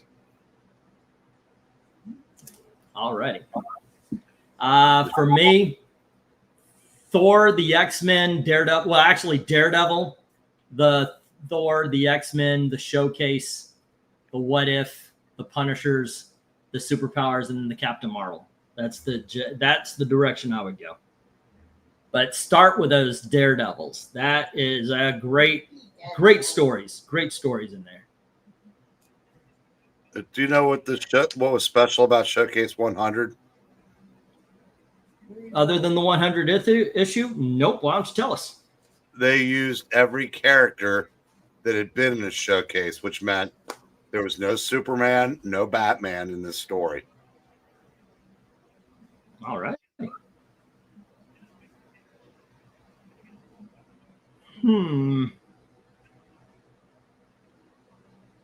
That is kind of cool. It's like the 52.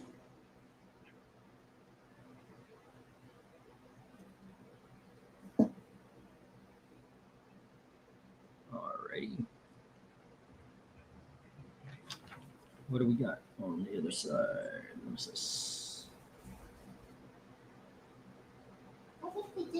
No, he can hang out with you for a little bit. He's been on my head all day night. Alrighty. Let's see. Then we had. What are you staring 3 and 4. Sorry, guys, for the silence here. I'm writing stuff down. I don't know. Can you see the chat enough to read off the chats? Well, do you have the? Did you get the bids? I haven't yet. I'm writing stuff from the past auction, so I haven't even looked at the bids, to tell you the truth. Because there really aren't not much in the comments other than the bids. Okay. Everything out there to that and cover. And my buddy Joe might be hanging out with Joe right now because he was doing the Baltimore Con this weekend. Oh, okay. Although he still won't ask I need to know if the story is true that Joe Staten's wife told him, gave him a mandate that he could no longer draw women bustier than her. And I finally know somebody that's friends with him, but he won't ask him. That is funny. I know.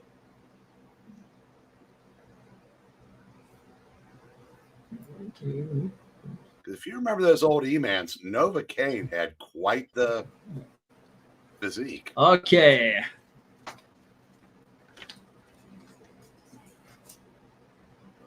Let's see where we landed here, kids. Okay.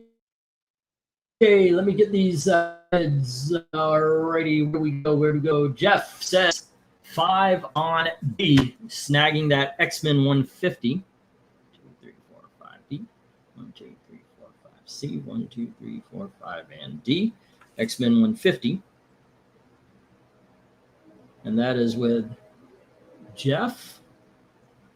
Alrighty, and Mill comes in with 7 on. Well, okay, you're putting up. All right, 7 on D, G, and H. So you're going a little. Now you don't have to go 7 on G and H. I'll stick you at 5 there, unless you want the 7 just to protect them. Because like I said, I'll take the money. I'm okay with that. All right, but we've got a challenge to X-Men with Mill taking it for 7. Alrighty. And then there was G and H, which is Daredevil 200 and Showcase 100. 1, 2, 3, 4, 5. Alrighty. Let's see. F 1, 2, 3, 4, 5. G 1, 2. H. I and J. Okay, it was G and H, which is Daredevil 200 and Showcase 100. All right, and it was Mill.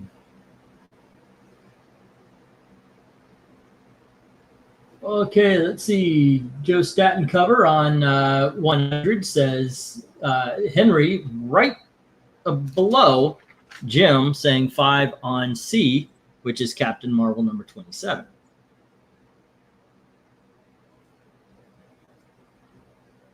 Alrighty.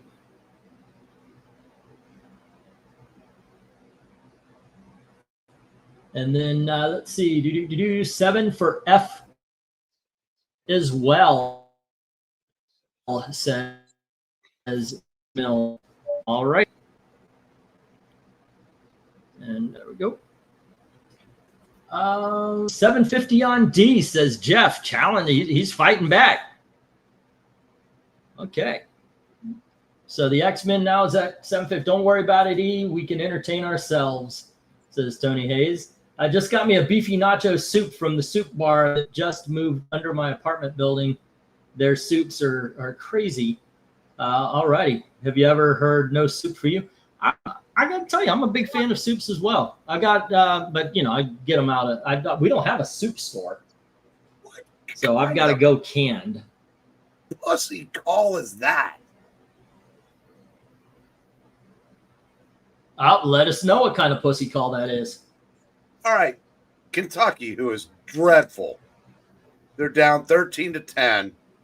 It's 15 seconds to go. They're on the Texas 27-yard line. Second down.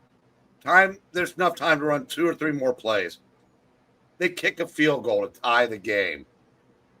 Kentucky is going to be lucky if they win 6 to get a bowl game. Okay. They play for a tie to go into overtime. You've got to be kidding me. Who does that on second down with time to run another play? Stupid. I don't know. Stupid.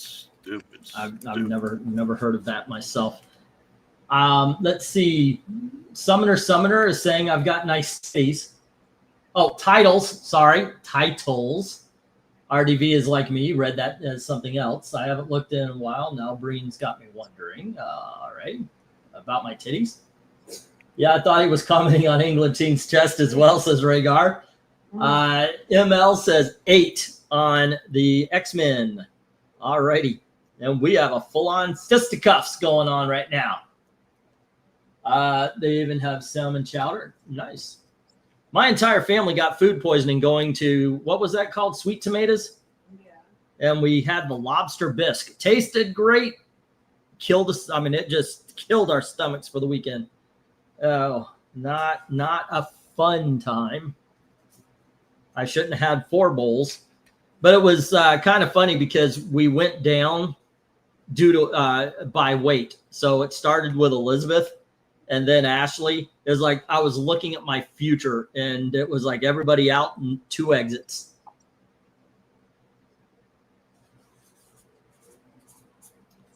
All righty. Is that X-Men 150th a newsstand? I don't think so. It is not. Oof. Right? That's actually something I've never really paid attention to, the newsstand things. I mean, if you're into that, okay, cool. But the earlier ones, I always thought was weird because newsstands were around a lot more in the late 70s, early 80s.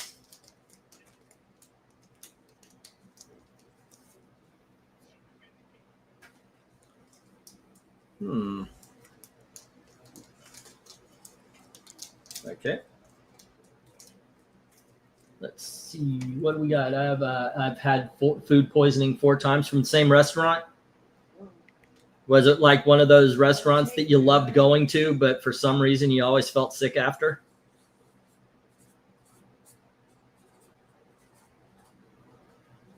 $8.50 on D. I have had alrighty food poisoning twice, and I've had a stroke. The stroke would come in third as far as most or more irritating. Damn. Food poisoning is awful. Well, okay, in my defense, I was unconscious for 3 days with the stroke. You know, okay. Food poisoning, you can't get to sleep because you feel too bad. It is just miserable. It's like can't get off the fucking couch miserable. I'm thinking 10. What do you think? Yeah, it works. Yeah. You know, I try to upgrade on the bags, but when you get these 100-page specials, you got to go golden age on these things. Not even silver age is, these things are, they're freaking huge. Head, move. And don't talk about the kid like that. He's got a huge noggin. It's got his own gravitational pull. Points if you guys know what movie that's from. It's 30 years old. Isn't it one of the Austin Powers? Nope, but you're close. It is Michael Myers. But it was, say again, nope, it was So I Married an Axe Murderer. Oh, wow, and I've actually seen that one. Yeah. You and I actually did the bit a couple of times, so I'm actually surprised you didn't recognize it. All righty. Zoinks, zoinks, and zoinks. Okay, what fits? I think this one. It's a beautiful day. All righty.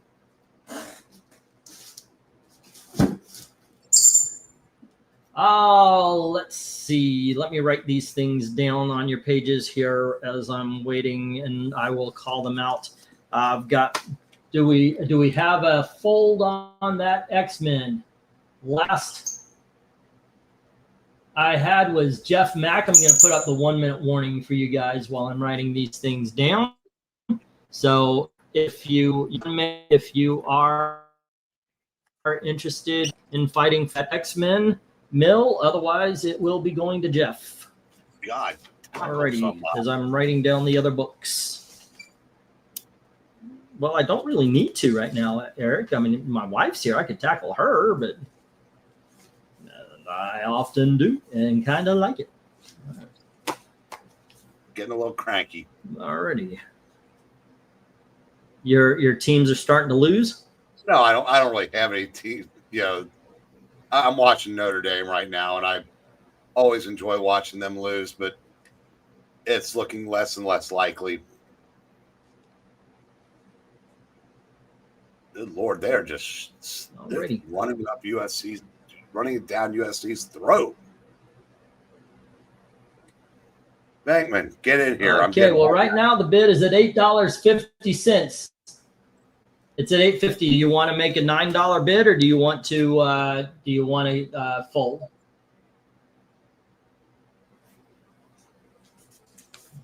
Okay.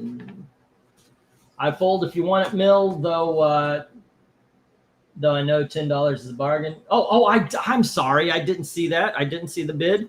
All righty, I'll put you down for it. X-Men 150.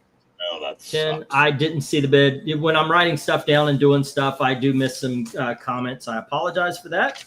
But let's see. I've got Jim, Captain Marvel. All right.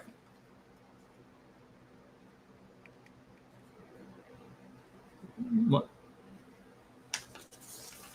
Okay, where's Jimmy? There we go. And he had Cap Marvel number 27. Alrighty, Cap Marv 27. Okay, and then let's get these down, and we will get the next round up, which we're on to the big dogs, kids. Let me bring out Clifford. Alrighty.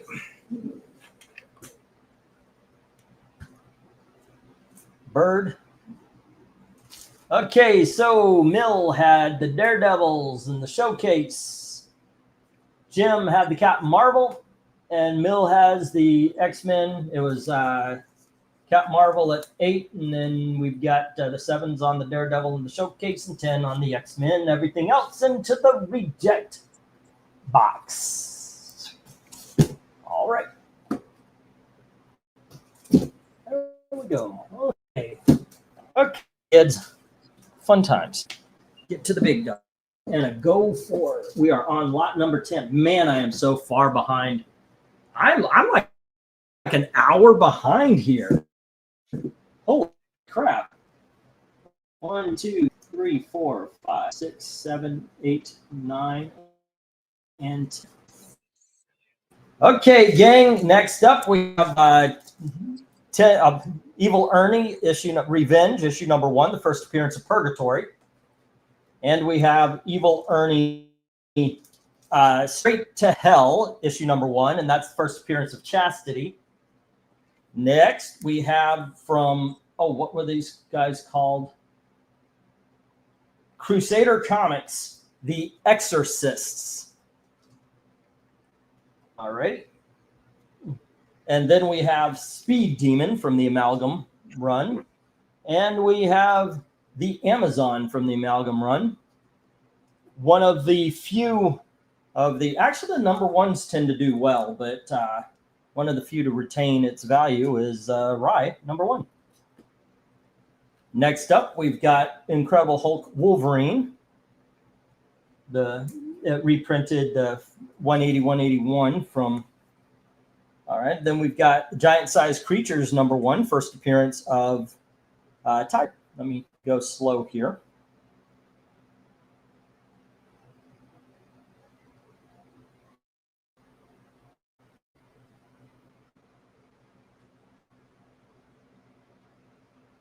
There we go. And let's see, next up, we've got, goodness gracious, Platinum Classics Illustrated, Treasure Island. I forgot the name, and I put the tag under that. And then we've got the Avengers Masterworks, Volume 1, softcover. All righty then. Let's get the go for lot 10. And Eric, where do you go on this board? I think is awesome, but we never count these as board of the nights. Oh. Camera lags when zooming in tight. Yeah, I got problems here. Problems. First, I'm going to say Problems, sorry. Lint Basket would have been a much better name. So MK's autocorrect was on to something. Lint Basket? Yeah, he was trying to say Limp Biscuit, but it auto-corrected to Lint Basket. Oh, I would go sounds fun. on this lot, Giant Size Creatures in the Avengers softcover Governor Works. All right. I think I agree. Giant Size Creatures, not just because it's a $50 sale for me, but because I like the Bronze Age Marvels. From there, Rye, obviously Avengers, actually second. The Avengers, and then Rye, and then the Incredible Hulk, and then the Amalgams. But let's see how the chat goes. Let's see how they are bidding, or if they're bidding. Some dude put out candy, but we were in secured entry building. Weird. The Avengers Masterworks is a great way to get issue number 4, The Return of Captain America, at a reasonable price. All right. And we've got, sorry, guys. They are priced as marked there, Jim. Thank you for calling me out. Oh, wait, no, I got the big red dog up there. I got the big red dog. So that it's 8 on D there, Jim.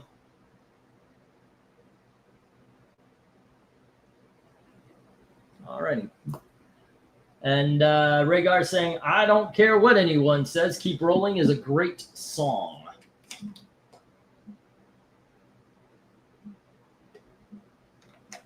And Dark Admiral got a copy of the Giant Size Creatures before. It's a favorite of his. And I think it was Dominic that got the last one. This is my last copy of it. Alrighty. Jim, do you still want the Speed Demon?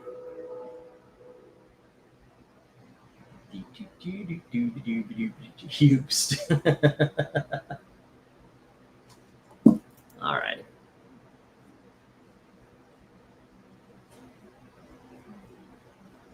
One, two, three, four, 5. D.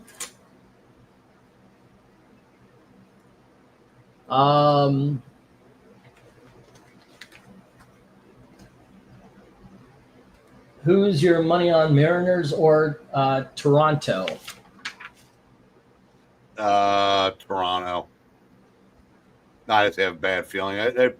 They're playing for the right to get swept by the Dodgers, but I just think the pressure is going to be squarely on Seattle because they have to win one of the two in Toronto. And they already won 2. It's hard to win 3 games on the road in a series. And hello to Maranya, by the way. All right. Jim has the Avengers Masterworks at 8. And the Speed Demon at 8. Alrighty. And the giant size creatures is at 50. I mean, I don't mind if you make a deal, but 20 is a little bit too low. All right. Road Team seems to have upper hand in that series. I like Why Try from the Real Steel soundtrack, says Dark Apple. All righty. And hello to MK F30. How are you doing today?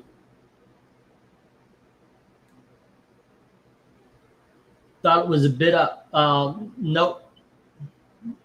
We're at 50. It's $10 on each Evil Ernie. We've got $8 on the Exorcists and Speed Demon and Amazon. Actually, right now, Speed Demon would be $8.50 or higher. The Rye is at 8. The Incredible Hulk and Wolverine is 8. The Giant Size Creatures at 50, and then the Treasure Island is at 8, and the Avengers would be $8.50 or higher. There you go.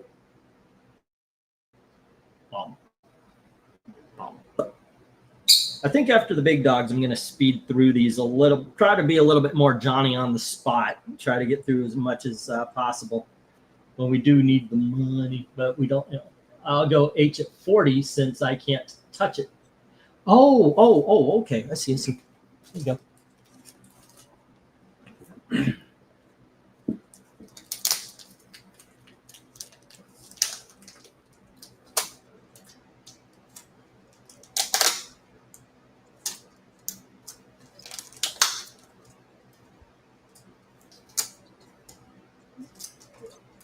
All right.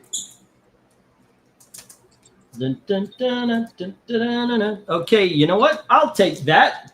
So right now, Mill has the giant size creatures at 40 if anybody wants to challenge them. In the meantime, all right, let's see what we got. There is no creases on the cover that I'm seeing. Let me try. Okay, there's a little one right here. It's not color breaking. You can only see it when you get the light straight. Okay. There's no tearing on the spine. These, you know, you always have to worry about this era when you got these thick bound books on that. Hold on, let me see if I see any dimples or anything. Oh, it's not as bright of a light as I had in the other. Yeah, I'm seeing a dimple, like I said, right here. It's not color breaking, and right here. Okay. And it does look like, you know, this had been, like it was being thumbed through. Okay. Let's go to the back. It's not dirty. That's good. But you can see a dimple right here. And right here, right by where the staple would be. All right. Okay, inside, you can see everything is good and tight. There we go. Is this a Marvel stamp book? I don't think it is. I think there is something in here, isn't there? There is something in here, like a pinup or something, or I thought there was a collectible of some sorts. Oh, yep, it's got its Marvel value stamp. I'll be damned. I did not know they did that on giant size books. Okay, so it's all together, and you can see right in there. All righty. Okay, you want to? If I'm looking at this, say again. No, I was going to say I was going to give a quick gamblers update. Okay, let me score this. In all honesty, I would probably give this 6, 5, maybe a 7. If I was being incredibly generous, a 7.5. I would not go higher than a 7.5 on this. Now, I'm not a professional grader, and I very much prefer the time when we went, oh, it's fine, very fine. than I do these numbers, because the numbers don't mean shit. Especially when you have a 12-year-old girl saying, yeah, I work for CGC or whatever it was called. I've been collecting comics for 2 years. So yeah, but there you go. Alrighty. But yeah, if you ever have a question like that, I'll go through it and everything. I would rather have you happy with purchase. I would rather have you happy with the purchase than me try to put one over on you and never see you again. So if you ever have a question about it, just let me know. Alrighty. Going ahead, Eric, let's hear your betting man's thing for the games. Okay. Oklahoma State was getting 22, I believe, tonight. And they were driving. They were down 17. I'm sorry, they were down 18, driving to score, which would have cemented the bet if you took the points. 100-yard interception return. Now UC's up by 25. So the entire gambling line shifted on that. Oh, and remember the team I was laughing at for taking the field goal with 15 seconds to go? They lost. Yeah. Okay. Oh, by the way, this is exactly what kind of ice cream I get at Gail all the time. Walmart brand vanilla ice cream with peanut butter cups and peanut butter ribs. She loves that. She loves that brand. It's not Walmart brand. It's Blue It Bunny. isn't? No, it's Blue Bunny. Blue Bunny. Well, I think I always get you the Walmart brand because I'm cheap. You have before, but. Okay. All righty. Let's see. I am trying to be casual, but I do need to make some money because I really want glasses as well as our storage. So how about go 15 on those Evil Ernie if you buy both of them? Okay. Jim, you got Speed Demon. If you need Amazon, I'll throw that in and we'll go 15 on that. Basically, I'll tell you what, any $2 $8 books, and I'll go 15 on them. All right, there we go. Oh God, Blue Bunny sucks. Saw it on sale. It's horrible, says MK. Gail does not agree with you. I'll be right back. Okay. The one I don't understand. What's the one that my dad likes? No, is it that Bluebell? Yeah. Way too expensive for what it is. It's that, yeah, it's just, no. I'm glad he likes it. For me, Breyer's mint chocolate chip is pretty damn good, but I like, my favorite is raspberry chocolate chunk thing. God damn it, Bird. You have the wipes? I think they're on the floor. Hold on, guys. I gotta go get the wipes. I'll be right back.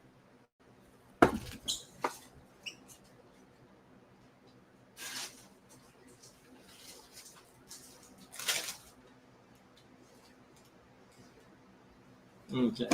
Ow, fudge. Holy Toledo. That just, everything fell apart here. What is going on? My chair is wrapped around. Okay, how am I doing this? Okay, here we go. The headphones were wrapped around the armchair. I need the freaking thing, and my bird pooped on my hand. Now, there they are. Okay.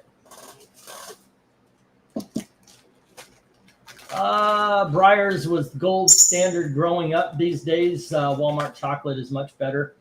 Breyer's started tasting plastic to me. I think they changed something. Sometimes companies get big, and so they decide we can maximize profits by going chintz on the ingredients. And I think that's what Breyer's did. Bird, I love you, but right now I could kill you. Well, I had an itch. I scratched, and it just so happened to be in the spot that he decided to go. So I've got the shit under my fingernails here. All right, let me okay. Mill, his name is Anglantine. I actually have answered that in the wild. Somebody at a shop one time, can I get your name? And I went, Anglantine. Whoop, nope. Alrighty, we used to have Turkey Hill. Hard to find where I am now, says MK. Yeah, we have that up here. I'll tell you what I was surprised to find, because we're closer to we're closer to the factory, but I can't find Werner's up here at all. Werner's ginger ale. All right, let me get these down. We'll get the next round up here. Let me see if I remember this. So we got Mill with the giant-sized creatures at 50. Jim had Speed Demon and Masterworks, and I do believe that is it. All righty. There we go. There we go. There I go. There I go. There I go. All righty. Let me get these down, and then we'll get the next round up. Still in the big dogs. I do believe we've got 3 big dog lots tonight. There I go. Pretty baby, you are the soul who snaps my control. Let's see. 1, 2, 3, 4, 5, 6, 7, 8, 9. Let's see. 1, 2, 3, 5.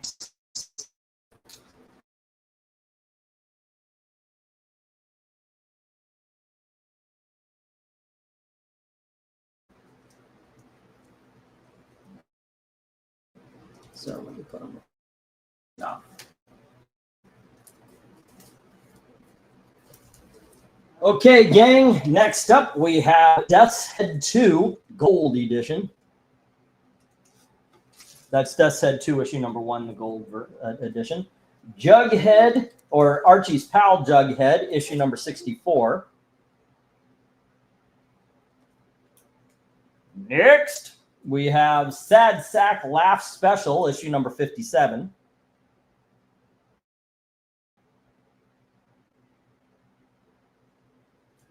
And then we have Street Fighter 2 number 0 from Capcom.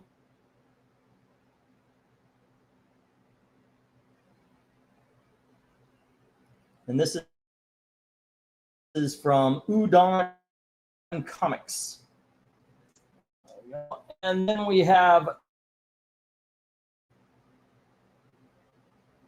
Goofy Adventures, issue number 1. Next, we have Trump's Titans versus the End. I do believe, Tony, you got this the last time I had it. And this is Retailer Incentive Variant. Then we have Walmite 3, The Mandalorian by Timothy Lim and Mark Pellegrini. I lucked into a couple of those a while back, and then just this one. Next up, I checked the autograph, and you guys could check it as well. But that's Frank Cho. And this is Jingle Bell All-Star Holiday Jubilee, autographed by Frank Cho. And once again, you can check the autograph. You don't have to do that on this one. This is The Shadow number 1 by Garth Ennis. And if you notice right there on the hand, you have autographed by Garth Ennis.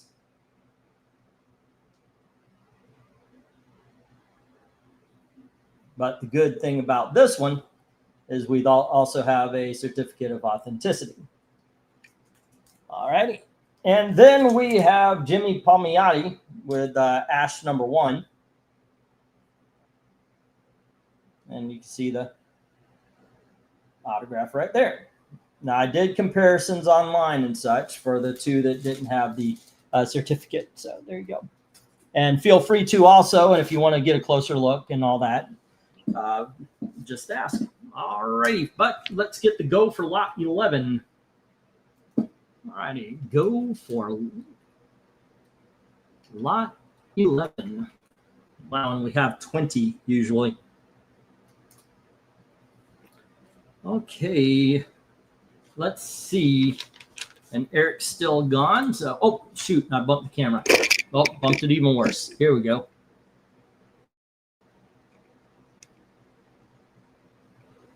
There we are, something like that.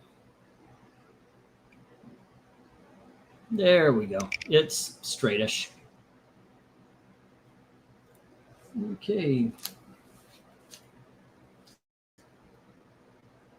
Let's see. Breyers used to be really good, but they reduced the milk fat. Sounds incredible. I'd still pick current Breyers over Blue Bunny. Alrighty. No Mill paid 40 for the giant size book, not 50. Oh, great. I haven't written it down yet, so thank you very much for pointing that out. If I called it wrong, I'll put that down right now.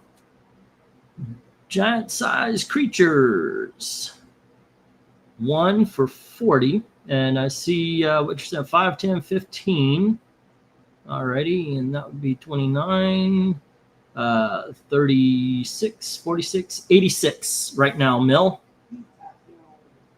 All right. And let's see.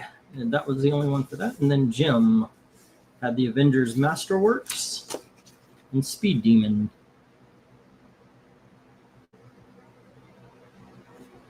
Now that's before shipping, but it's 86. Avengers Masterworks. And let's see. 4, 5, 1, 2, 3, 4, 5, 6, 7. That'd be 21. That's 26. 31, 33, 35, 37, 42, 50, 58 for Jim right now. Only got a couple of people bidding tonight. Jeff is at 11, 13, 15, 17. Alrighty, and where's Tony's page? Tony is at 15 as well. Okay, there we go.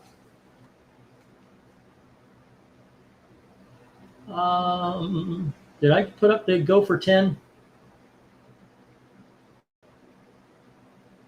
No, let's go for 11. All right.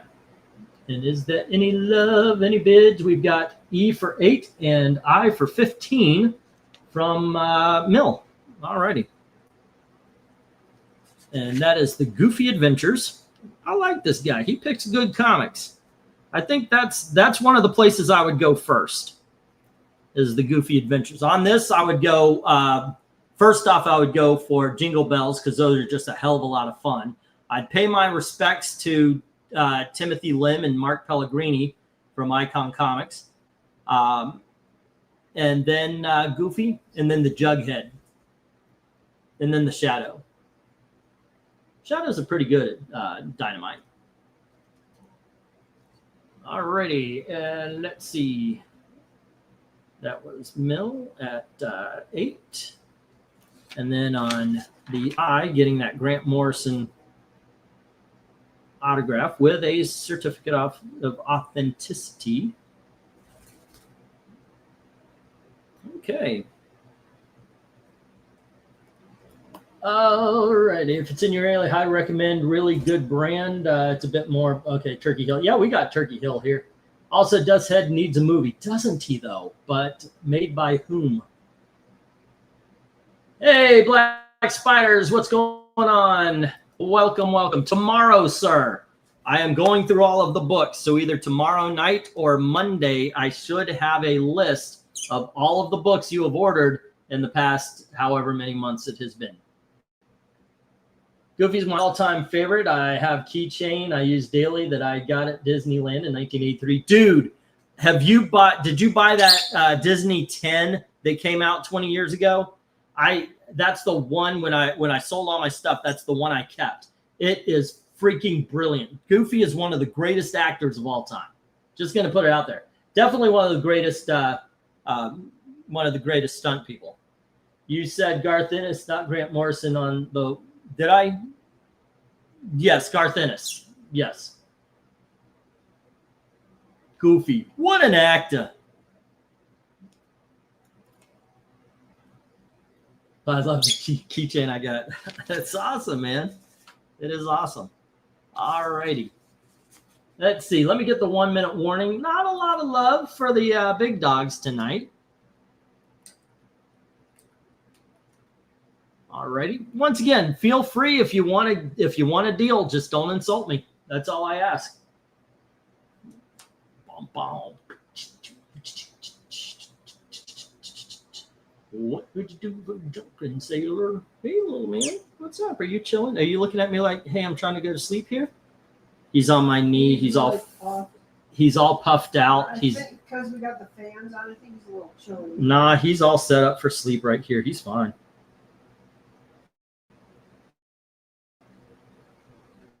Been going since 6 this morning. Got to throw in the towel. Have a good night, Dark Admiral. Stay safe, man. Goofy is my favorite of the basic Disney characters. We call him the Fab Five, Maranya. You're in Florida now. You need to know the lingo. All righty. And you know what? I'm going to get this stop. Okay.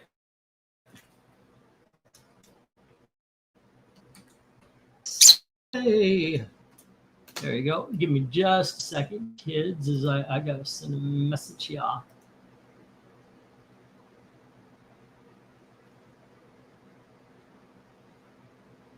Boom.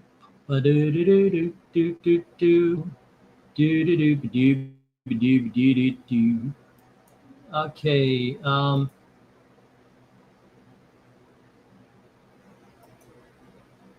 All right.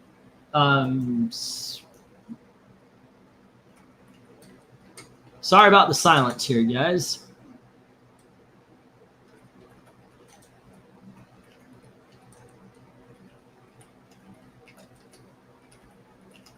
All right. Let's see. Everybody's saying good night to Dark Admiral. Hope all is well with him and his, as well as our missing comrades, Veteran and Nerdy Texan Accountant, people we haven't seen in a long time. I hope Michael Taylor's doing all right. All right.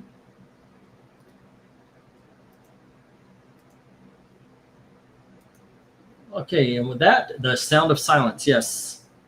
Hello, darkness, my old friend. Oh, people warned you, by the way. You don't bring up music if you don't want to hear my bad singing. All right. After a while, I just gotta say it's on you guys. Really, you know better by now. Okay, so Mill had the Shadow and the Goofy, and let's see, what else got sold?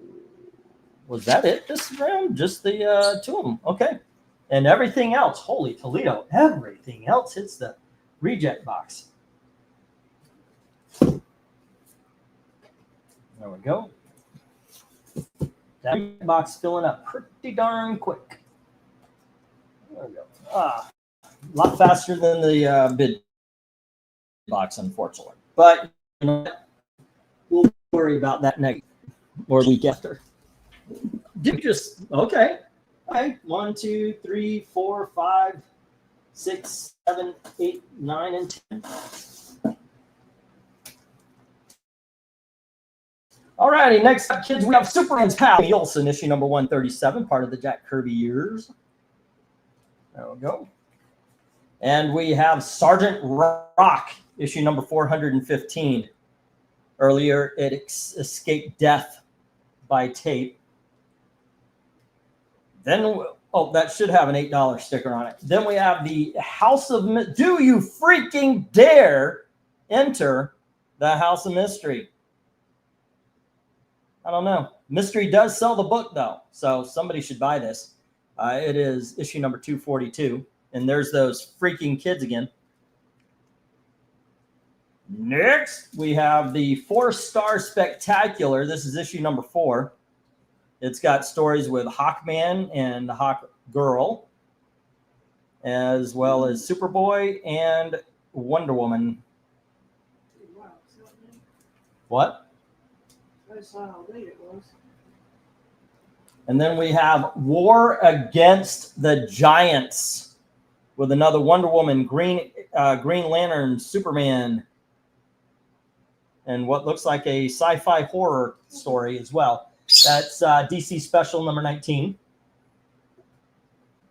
And then we have the greatest of all comic book stories ever written with a cover by George freaking Perez. Ladies and gentlemen, Avengers number 200.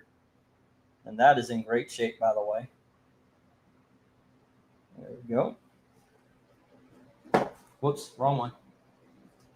Next, we have the 5-star superhero from DC Comics, 80 pages of awesomeness from 1977.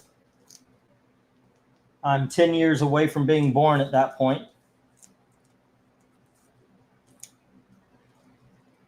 Actually, I was 7. Next up, we have Superman number 245. Now, this I showed off earlier. It is a 100-page special.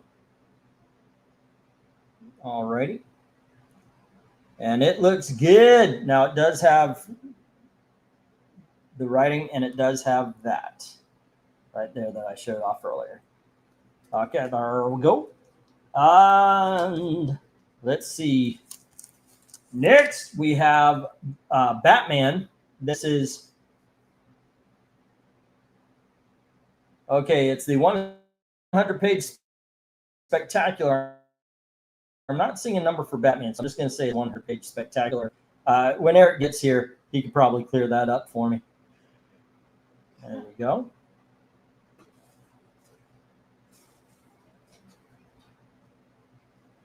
Alrighty, and finally, we have Silver Surfer's One Shot from the early 80s. There we go.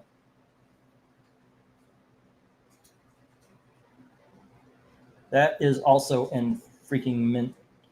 Okay, there we go. And let's say this is lot number 12. All right, let's get a go for lot 12. Yeah. For look. All right. Oh, hey. All right. Bidding begins as priced as soon as Maranya says go. Thank you very much. Thank you for being here and being back doing that. It seems right with the world, right, Gail? To have Maranya say go. It just does. There are certain catchphrases, and that's one that I am glad to be saying again. Alrighty. So Jim starts us off.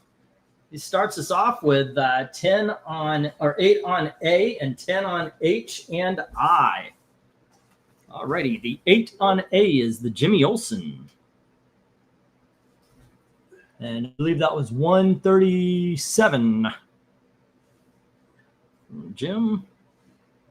Alrighty, and then H is the Superman 100.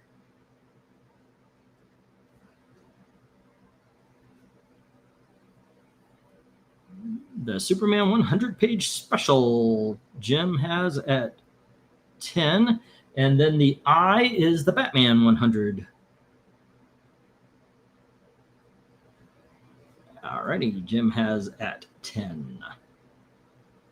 Okay, we are cooking with gas. In Ralph Wiggum's voice, no king's press. I'm helping. Oh, wow. Right. He's like, I'm helping. That guy. Okay. I didn't know that Mephisto, whom Marvel Studios only recently discovered existed, had a mini-series, says Rhaegar. I'm doing it tonight because I'm feeling pretty good. Well, I'm glad you are. I'm glad you are, Maranya. We all are. Maranya is the Vanna White of Saturday Night Auctions. Yes, Maranya has been around for this channel since the beginning, and I most certainly appreciate everything she has done and will ever do. And they celebrated him existing in Marvel Comics by putting him in one of their worst shows ever. Rhaegar,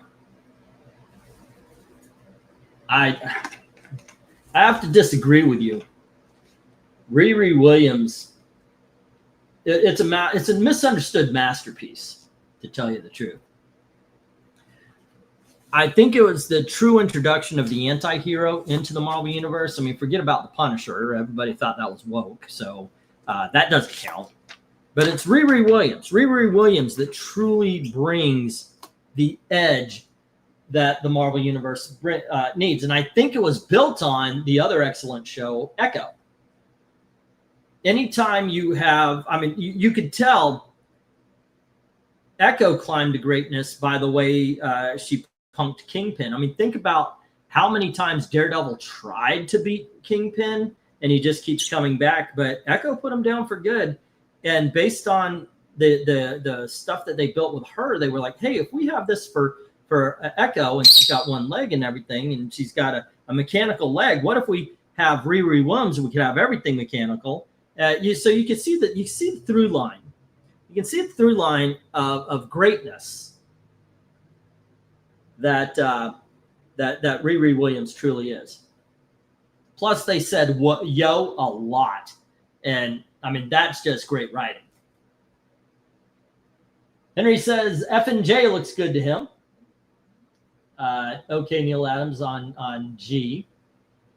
M Mill says H has been taken by Jim, right? Yep. So it'd be 1050 or higher. And I has been taken, so that would be 1050 or higher. But you do have F, the Avengers 200. All right.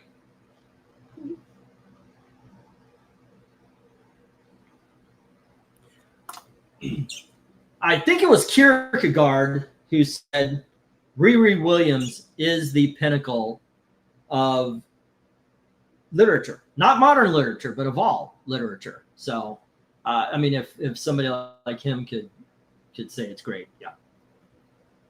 1 week from Da Vinci fixing my innards is what makes me feel great. The ice cream was my treat for doing the TMNT reading tonight. All right. The more slang you put in writing that people are not familiar with, the better quality it is. Yes. Hey, okay. Think about this. Think about the movie Cool as Ice, starring Vanilla Ice, and how much better it is than Casablanca, because not one person in Casablanca had the balls to go drop the zero, get with the hero. I mean, that's Shakespearean right there. I'm shoveling pretty thick. All right, let's get the 1 minute warning here, guys. All right, 1 minute warning. And what do we got? No love for the Sergeant Rock. No love for the House of Mystery. That one is a shocker, actually. The 4-star Spectacular or the War of the Giants on the top row. Jimmy Olsen is with Jim. And on the bottom row, Mill has the Avengers and Jim has the Superman and the Batman. There's no love for the 5-star hero or the Silver Surfer. What if I drop those the Silver Surfer to 8? Anybody take? And I will do 15 on the 4-star Spectacular War of the Giants combo. And we'll do 15 on the House of Mystery Sergeant Rock combo. Okay, we could do 1750 on the 5-star Silver Surfer combo. And Renee Descartes was a drunken fart. I drink, therefore I am. That's okay. See, it's wisdom. It's wisdom of the ages. Krenez says he bids on J. All righty. Hello to Krenez. What's up, my friend? Krenez, tomorrow I'm going through all of the books and I'm getting everybody's books together, finding out what they've got and how much they got, and I'll have a shipping total for you. Because I think I've got books for you from like 2 years back. It's at least been a year. All right.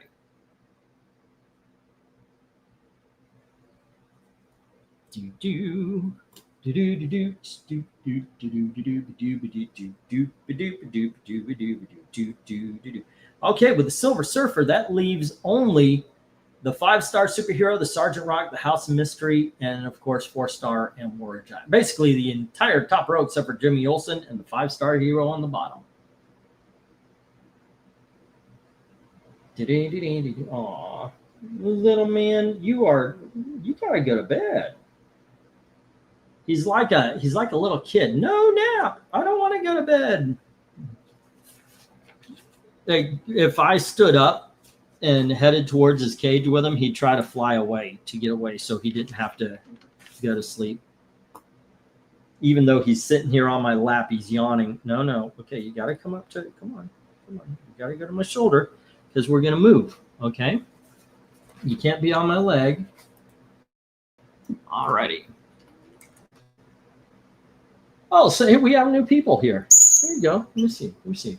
Yeah, to Jeff and Mill, this is the co-star right here. So if you hear something squeaking in the background, that's him.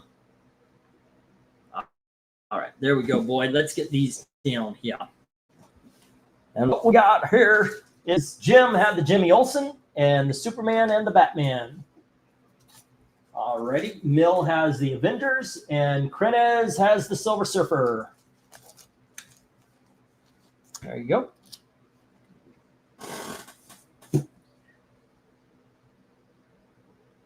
And let me get these down. He was on my shoulder. He decided to jump back on my head.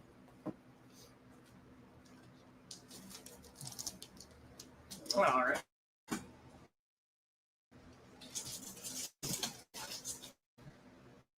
I do spend a good part of my day with a bird on my head. That is just life. Okay, we are going to talk about sex. About sex, baby. Here we have from Sam Keith. Oh, hold on, let me get the top row. 1, 2, 3, 4, and what looks like 5. Okay. Top row. All right, gang. We have a book from Keith that's called For Women. Never heard of it before. But here is 3 and 4. Now, it is a book of 5, but there you go. I'm just going to sell them all together rather than just issue number 1. Here's issue number 1 and issue number 2. So we have issue number 1, 2, 3, and 4 right there. Next up, we have issue number 2, issue number 3 here. And here is issue number 4, issue number 5. Well, part right here, but I do have a couple of actual sets here. Let's see. Where do we start? There we are. We have Bloodshot. This is from the Valiant reboot in the 2010s, or 2010 around there. This is Bloodshot issue number 6 and 7, and this is a really good book. They went incredibly violent. Also, by the way, this issue number 4 and 5. So we have 4, 5, 6, 7. And here is issue number 2 and 3. And we have 0 and 1. 8 books, $8. They're $1 a piece. All righty. Next up, we've got is that Mark? Bendis and Bagley. They did a series called Brilliance, and this is issues number 1 through 5 that are all packed up here. All right, 5 books, $5. And then we've got another Bloodshot. This is Bloodshot in Hardcore. That's issue number 16 and 7, or in 0. And then that's the Harbin. Okay, anyway. Then we have 14 and 15. And we have issue number 12 and 13. And we have 10 and 11. Same as before, 8 books, $8. All righty. They're $1 an issue. I just wanted to sell them together rather than just, like I said, one issue here, one issue there. This is the first computerized comic book from First Comics. It's called Shattered. This is issue number 5 and issue number 6. And then we have issue number 3, issue number 4. And here's issue number 2, issue number 1. And then there was a one-shot. There you go. So 7 books, $7.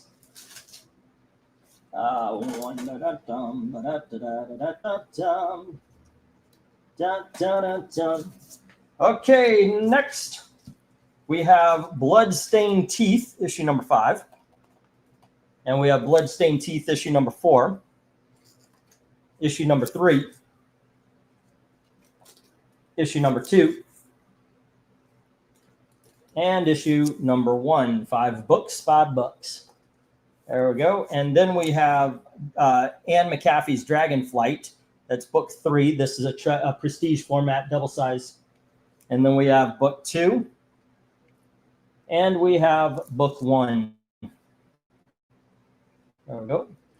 And then we have Ripclaw from Image Comics 1, 2, and 3. There we go. And finally, from Eastern Comics, we have issue number 7 of Forbidden Kingdom and issue number 6. Issue number 5. I'm sorry. Issue number 4 and issue number 3. We're missing number 5. And then issue number 2 and issue number 1. 6 books, $6. Let me get the go for lot number. I think we're on number 14, right? And I think we are. Yeah, let's go. Oh, as soon as Maranya says go, and she did. All right. There you go. All right. Pistachio, the superstar, says Eric and Boyd. I give you maybe 30 for what didn't sell there, but that may be insulting. Just nothing that fits in my library, says ML. Okay, hold on just a second. What didn't sell? 1, 2, 3, 4. That would be 32. 1, 2, 3, 32, 42.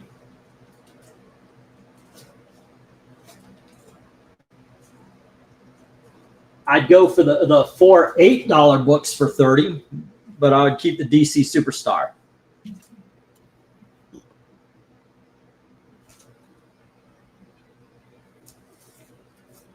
What do you say, Mill?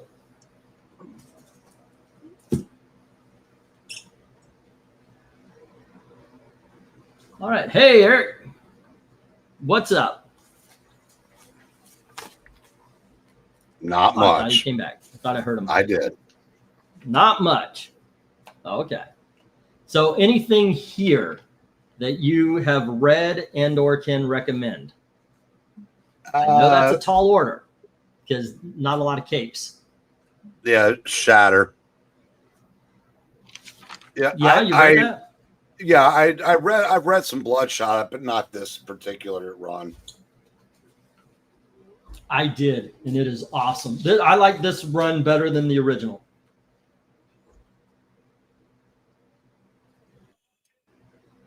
Like I said, it is far more violent. It seems like there's higher stakes.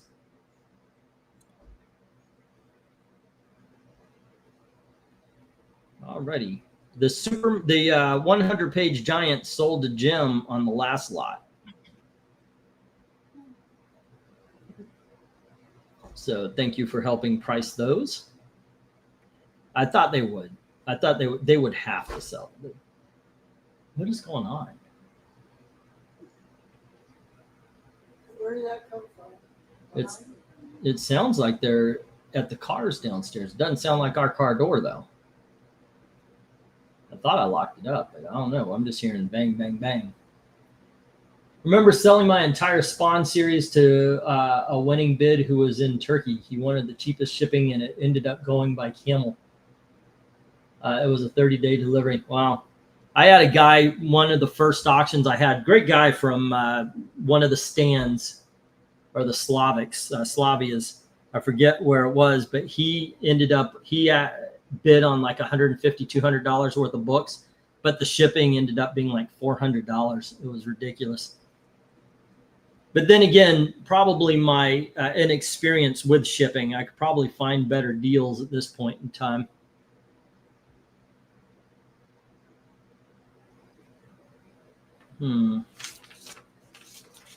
This means something already. Do I have that down? Yes, I do. Okay. So far, no love for the sets here. I'm about to switch things up. No need to stare at comics nobody's interested in. So let me get the 1 minute warning here. We've got a lot of other stuff.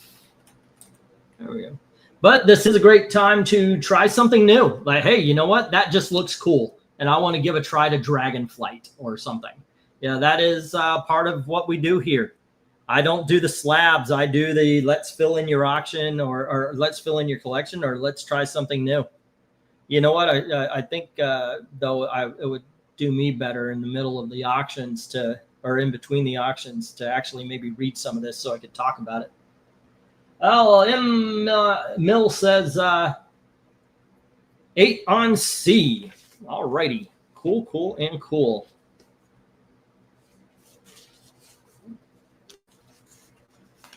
The Bloodshot. I think you're going to dig on this. I really do. And you'll come back for that other part of it. Alrighty. That is Bloodshot. And I do believe that was 0 through 7 for $8. All right.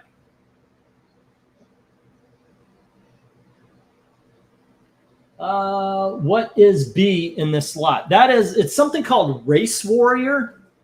It looks like it kind of looks from the covers and everything like a death race sort of thing. Special Tony Stewart special feature. It's here you go. But it is issues number 2, 3, 4, and 5. There you go.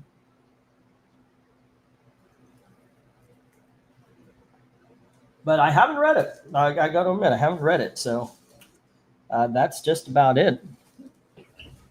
Man, little man, you got to not be on my pants when I'm sitting down. You were lagging crazy when you put those up. Sorry, man. I'll try that again. Yeah, somebody mentioned when I bring the comics in close, maybe if I keep them a little bit further away. There you go. It says a new edition every week. Collect all 38 issues. It's from the year 2000, America's Racing Comic Book. Comic books for racing fans is what it says right here. Okay. But that's all the write-ups they have on the thing. Want to give something a try for $4? Okay.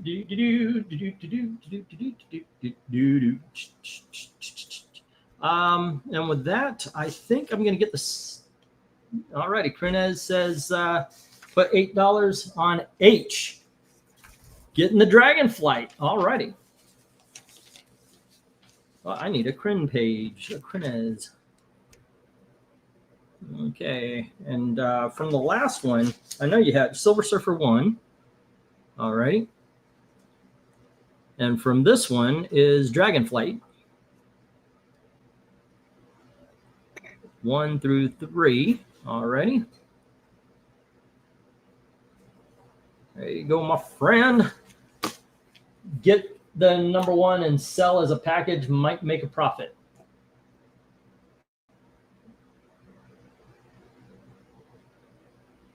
If I can find it. What ended up happening is I bought a guy's collection, and it was just a pop-up. Like, I had no idea what was in it. The price was good, so I bought it was a whole shit ton of boxes. So mostly independent, but hey, there's gold to be found in independence.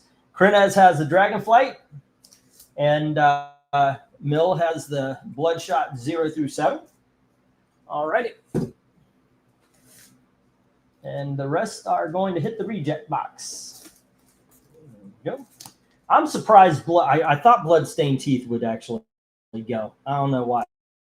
It looks good to me. That's why I think sometimes I think, oh, wow, that looks good. Or Forbidden Kingdom, I actually thought one would go as well. To be honest, the Bloodshot I knew would be a hard sell because for some reason people do not like. What is that on my shelf? People don't like Valiant very much anymore.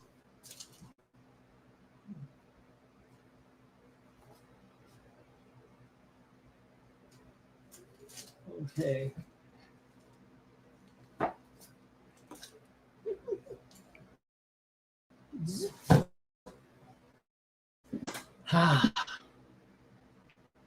Independence can be fun. Yes, so. I think also these days when you're watching, there's destroy good characters. Okay, let me get the round up. Did I put the stop on? Yes, I did. Okay, let's see. Set number 1 for this lot is Aztec Ace, issue number 5.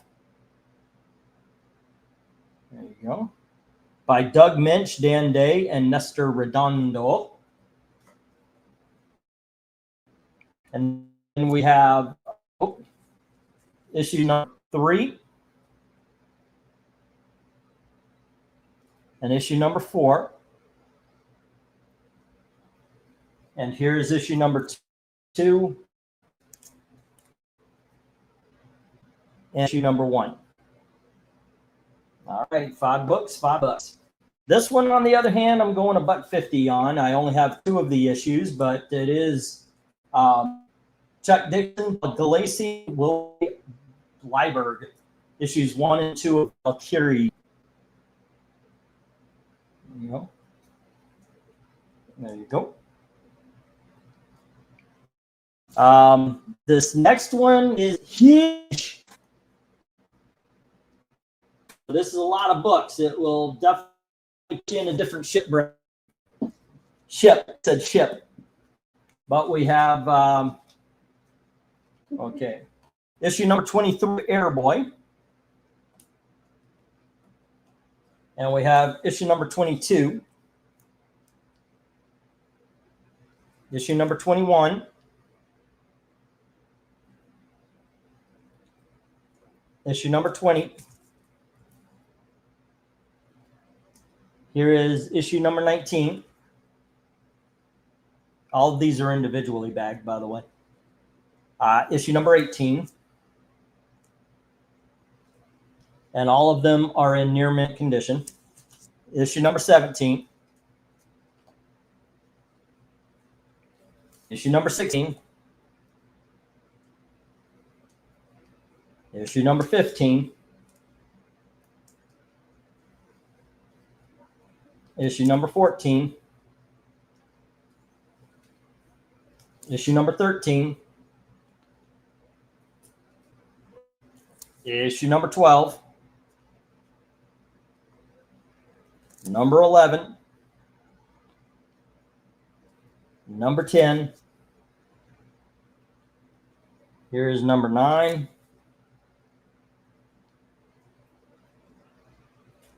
Number 8. Love this freaking cover, by the way.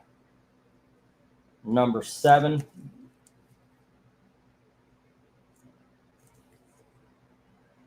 Alrighty. And those are all the consecutive ones. And then we've got issue number 3, first appearance of the Heap. And issue number 2. So there's 20, I believe it was 21, 22 books. So it's about $1.50 an issue, maybe a little less. Alrighty. Let's see, 1, 2. And I need 2 more for this top row. Alrighty then. We have a book I had in the auction before. I highly recommend it. It's Dave Cockrum. It is Futurians. This is a one-shot from 1995. And then we have issue number 3 of the 1980s run. Issue number 2. And issue number 1. Alrighty, and then we have Howard Shakin's prestige format, double-sized Black Hawk. It's book 1, 2, and 3. And then let's go to the bottom row. Okay.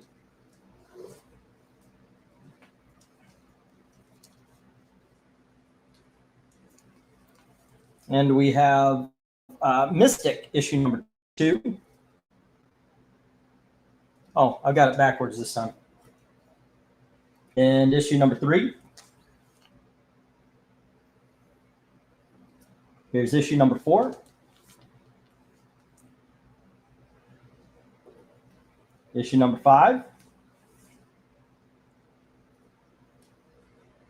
Issue number 6.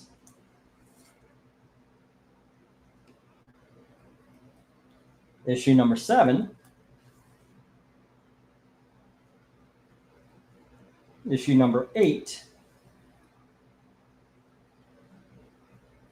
Issue number 9. And issue number 10. There we go. Let's see. Then we have Legion Lost, issue number 11. Issue number 9 and 10. And then issue number 7 and 8. Issue number 5 and 6. Issue number 4 and 3.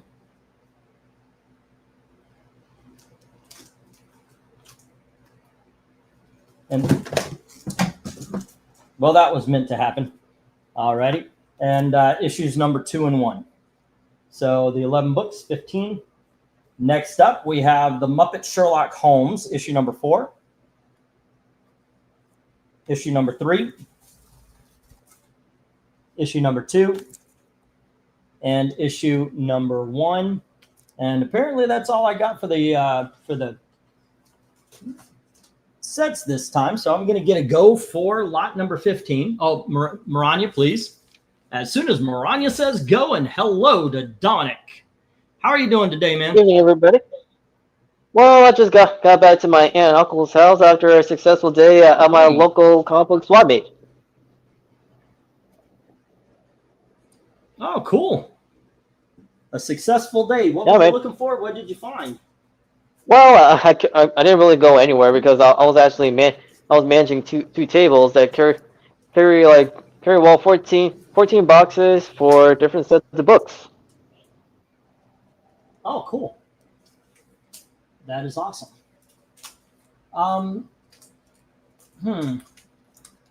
Okay, what do I have here? Boy, will you get off my headphones. Well, other than that, Little how man many is books have? crawling all over me. Well, other than that, how many Oh, books have found home so far? We've probably got about 50 or 60 books today sold. More have entered All right. the reject pile. It's okay. It's okay. We're doing all right. Hold on just a second here, ladies and gentlemen. Let's see if I can't find something to put into those 2 empty slots. Alrighty. Yep. I thought I did. Jeff, are you done?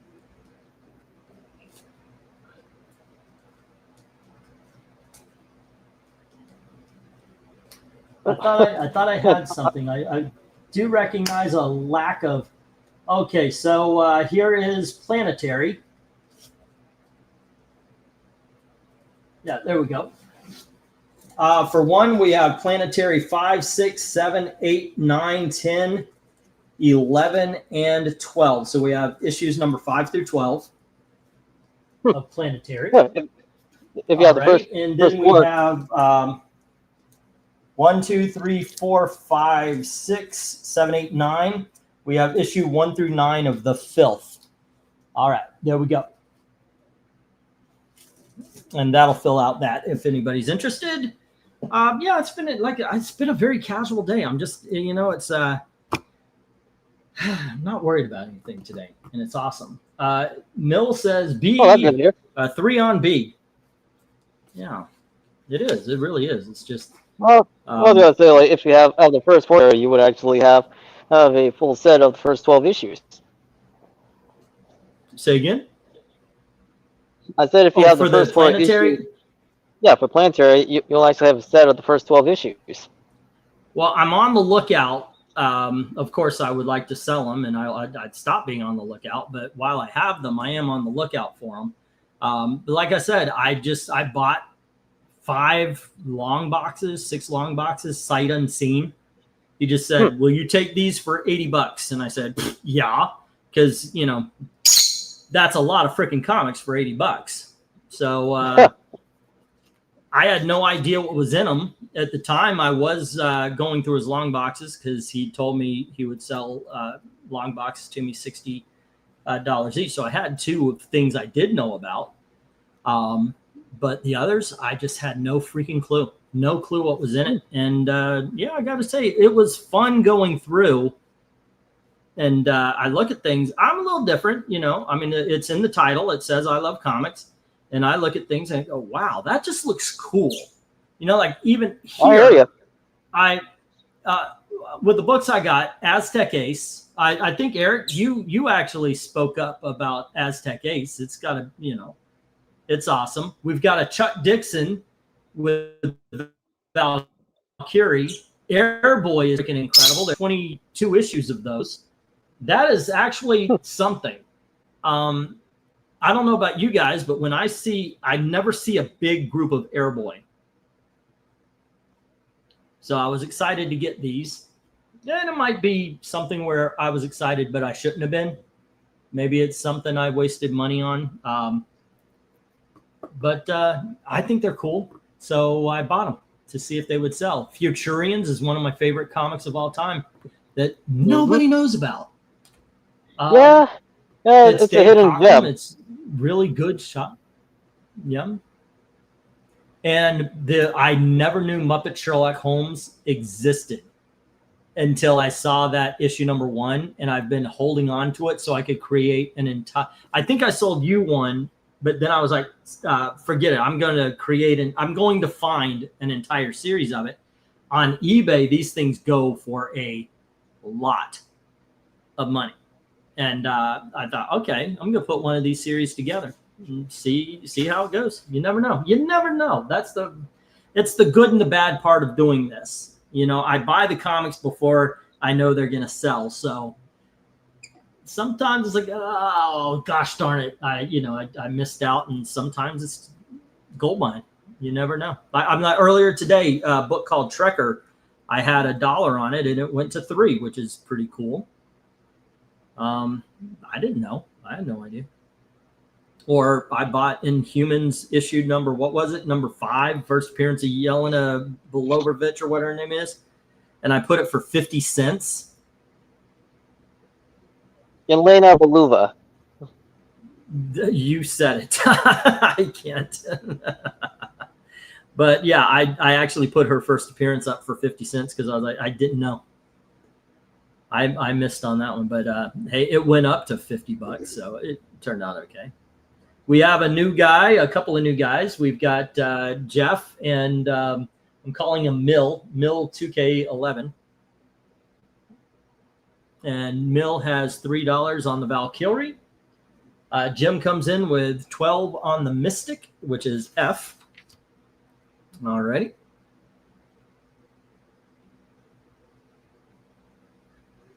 And then we have Tony coming in with 8 on Planetary. I love that Doc Samson homage right there. That is a really cool cover.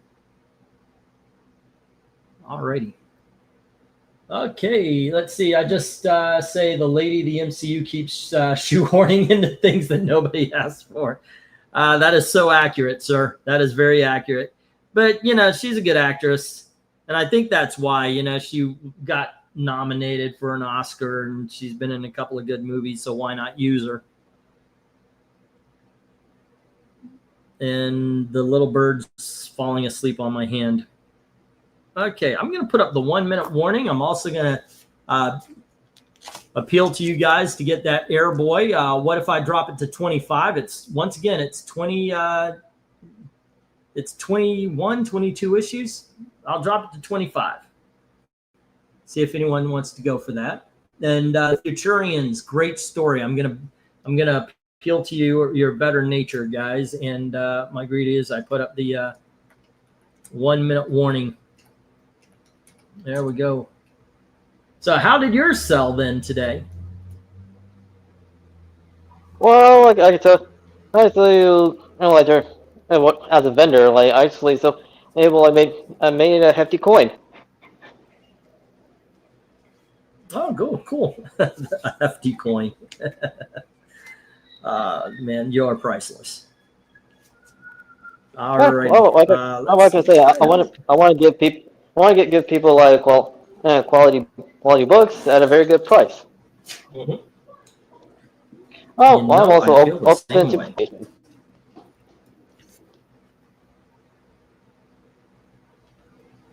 Alrighty.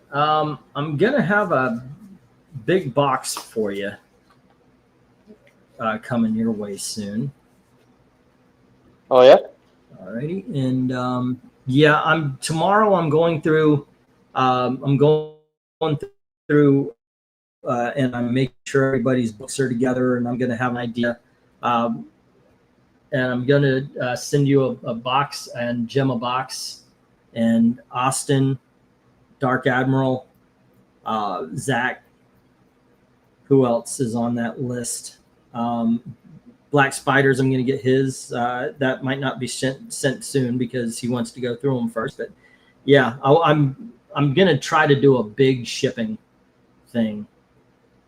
And once again, I do appreciate everybody's patience, but I know patience wears thin. So there you go. Okay, let's see. Mill had the Valkyrie. All righty. And 97. And then let's see. Is Jeff still here? And Jim had the Mystic. And that was 12. All righty. Oh, is the Mystic from Question? Yep. Earlier I had the first, but there were no takers. All righty. Let me get these down. We'll get in the next round up. Now what did Jim? Maranya, are you still there? Can you do the stop? Oh, say again. What did Jim say like in the comment section? Oh wait. Oh, for the first? No, Jim wasn't here for the first. Oh no. Anyway. No. You're reading it out. No, you're reading it out the comments. Oh, it was no. He put 12 Mystic. That's he put a bid. That's what I was reading. Rhaegar saying, I usually like it unless England team starts singing, then it gets thumbs down. Okay. What do we do? Independence can be fun. Very fair guys here, boys. Make sure you like his string. Yeah, that's good advice. Please hit the like button. Sucks that I sold 12 long boxes to a general dealer when I moved. I'd rather have donated to here for fun of seeing things resold. But by the way, yes, I do take donations that way as well. And if you want a piece of the action, I do that also.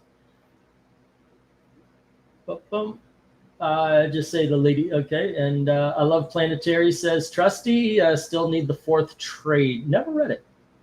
That's one of those books that I've always eluded. Alrighty, let me get these down. Jim has Mystic. Alrighty. Mill has Valkyrie, and Tony Hayes has Planetary. Okay. Oof. And we are back to the $5 books, ladies and gentlemen. Alrighty then. Let me get rid of Big Dog and get that $5 marker back up in the corner. Oh no, I've got to take these down before I start counting. Okay. Hey, now that Dominic's here, hey Dominic, how's it going? I'm doing well, Eric. How about yourself? Bounce? I'm going to go ahead and take off. I got to work in the morning. So you guys have a good rest of the auction. All righty, sir. Thank you for hanging out. Thanks for hanging out, man. See ya. Yeah, It's so we always meet good again. to have somebody to bounce off of. All right. Oof. Honestly, with Planetary, I could see work as an animated series, but also it could lead to the start of an animated adaptation of the original Wildstorm universe. You know what I mean? Okay, kids. You know what? I want that on the first. Yeah, actually, I got to tell you, I haven't read the book. I've never read Planetary. Really? I wouldn't mind doing that time. Let's see. Well, and the next time when we do what you're reading, we should read the first 4 issues. Do that. Yeah, I want 1, 2, 3. Okay.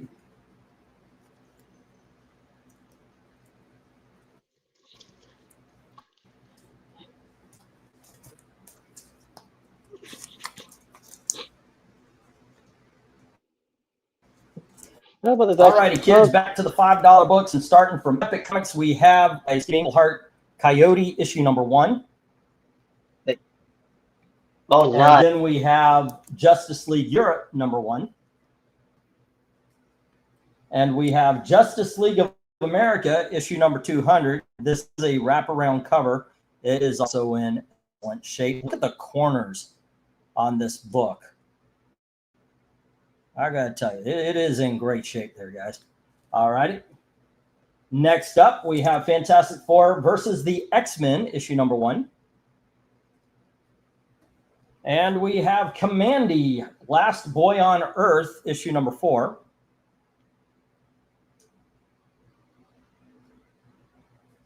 There we go. And we have Razor the Suffering from, what was this, London Night Comics. No, London Night.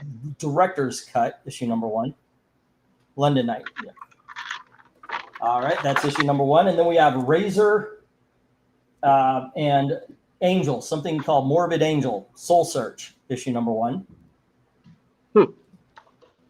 Same publisher? And we have Deja Forest by Dan Abnett, issue number 1. The publisher is London Night. All right, and this publisher is Dynamite. And then this one is PC. It's Vanity, issue number 1, and issue number 2. And finally, for this lot, we have Creed, issue number 1 from Lightning Comics. Alrighty. Bidding begins at $5 each as soon as we get the go from Aranya. It is lot, I think we're on number 17 or 16 or something. I don't know. I lost count.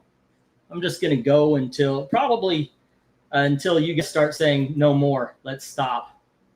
I went really slow today. I wasn't even really.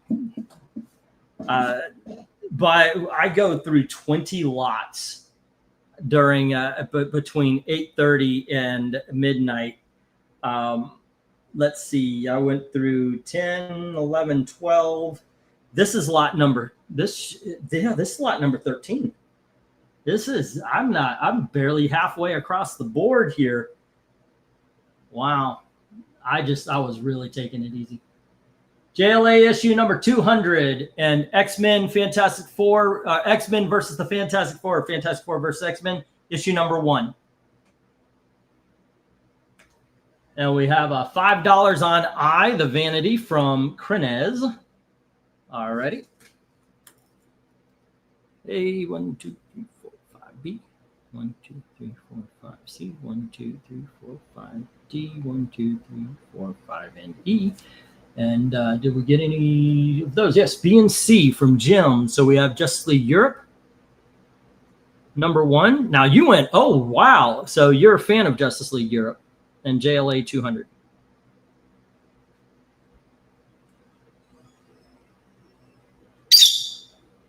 Oh, okay. I lost Dom. I was No, so I had to Dom to talk. I had to mute myself temporarily because I was doing some vacuuming. Ah, okay. Yeah, you mentioned you went, oh wow, when Justice League Europe popped up. So I assume you are a fan. Well, yeah. Yeah, Europe, Justice League International, and of course the original Justice League. They're among my favorites. My favorites, among DC Comics' catalog. Okay, but you know what? That you got me going to ask. I'm going to ask it. Okay, chat. What is your favorite run of Justice League? Is it like the original, or I would count the Watchtower days in the 70s, 80s? Is it the Detroit years? Is it the International? Or maybe the Grant Morrison run of that 125 issue run, or is it modern stuff? What is your favorite Justice League period? Dom, do you have an answer? Well, I gotta give it to Justice League International as well as Justice League America before Grant.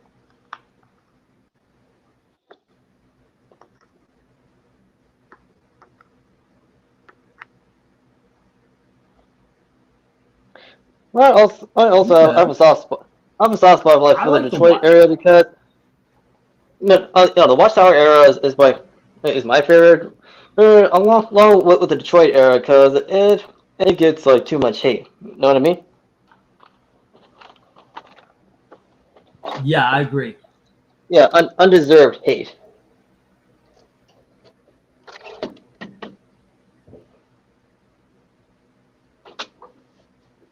Okay, this is lot number 16. I just counted it down. Okay. No, you were on lot 11 when I started doing the goes, so I guess yeah, it's lot number 16. Okay. So far we have a bid on I, B, and C. The JLA America, that's issue number 200. Alrighty. Giffen League and Morrison, says Jim. Yeah, the Wahaha years were a lot of fun.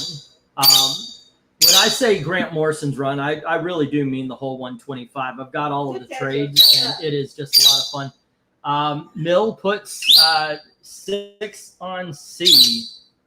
Alrighty. Challenging Jim for the Justice League 200. All right. And let's see, we've got Coyote number. I never saw that before. Yeah, I knew it existed somewhere, but I never saw Coyote until I pulled it out of that collection. Jim goes 7 on C. Let's see. And the razors have proven not to sell too much. I did sell I had another one of these Deja Thoris. It sold. And PC, Vanity, anything with flare in it, that always goes. But I'm surprised. Razor has been a little hard sell. Where would you go? What is your favorite thing up on this board, Dominic? If you didn't have it and you had the money, what was the first thing you would go to? Dun, dun, dun, dun, dun, dun, dun, dun, dun. Alrighty. Well, I think he's vacuuming again. Alrighty, we've got one I, says Mill. Alrighty, so he's going to challenge Krenez as well.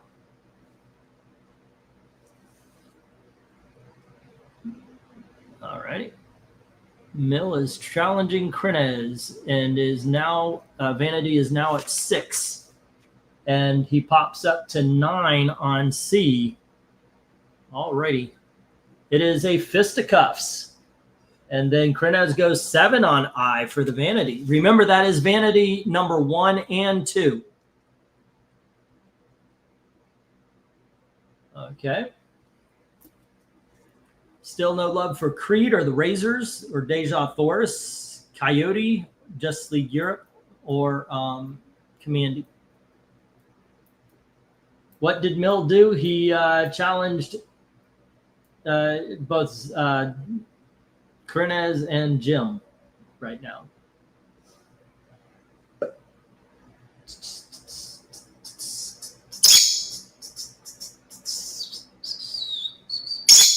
Uh-huh. I hear you up there. I hear you up there. It's okay. Mill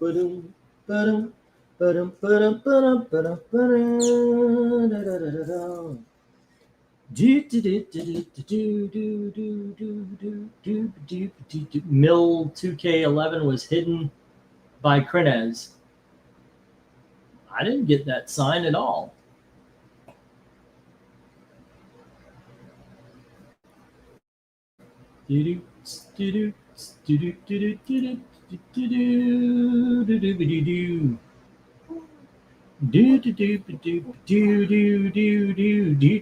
Well, there you go. That's one of the theme songs when so the Pink Panther.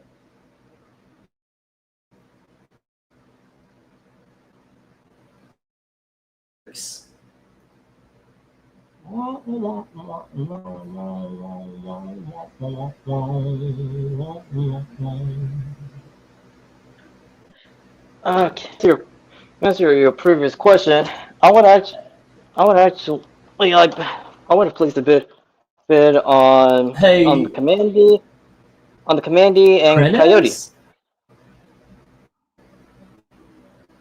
Oh, along with Creed and Creed, Razor, Justice League Europe, Commandy, and also Deja Thoris.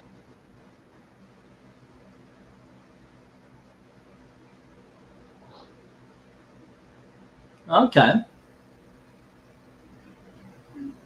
Yeah, that Deja. By the way, the Dynamite Deja Thoris and the Warlord of Mars are pretty good. Krenez did that by accident. He says the phone messed up. I could see everything on the StreamYard, so nothing was missed. And Mill says 8 for I. Alrighty. And let's see. Undid gonna restart. Okay. We'll keep this going for a little bit, and before I put the 1 minute, just to make Pinky Panthers to make it sound distinguished. Pinky Panthers. All righty. Krenez, when you're back on, please let me know. I'll give you one more chance to counter, and then we're going to get to the 1 minute warning, and we're going to move on to the next $5 lot. And then the 3s, the 2s, the 1s. I don't know if I'm going to make it through all these tonight. I think I kind of did myself in. So at the very least, we'll do the 5s and the 3s, and I'll save the 2s, I guess, for maybe a Monday auction, or I mean, it'll be a partial art, like maybe a 1 boxer or something like that, just to show them off. But I went way too slow tonight. Kren came back with 9 on I. Oh, actually, that's what Mill had. No, he didn't. He had 8. You have 9. Okay, gotcha. All right, there we are. He has 8. You have 9. Okay. Pass to Krenez. Nice going, bro, says Mill. Alrighty, and with that, I'm going to put Maranya, can you put up the stop? And we'll bring this one down. We'll bring the next round up. And with that, we're going to have 3 more lots here, guys, because it is getting late. And did you just, gosh darn it. I love my bird. I love my bird. Okay, so let me go through this again. We have JLE to Jim for 5.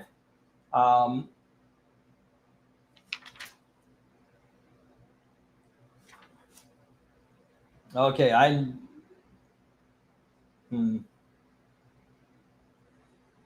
and the JLA, I have Mill with 8.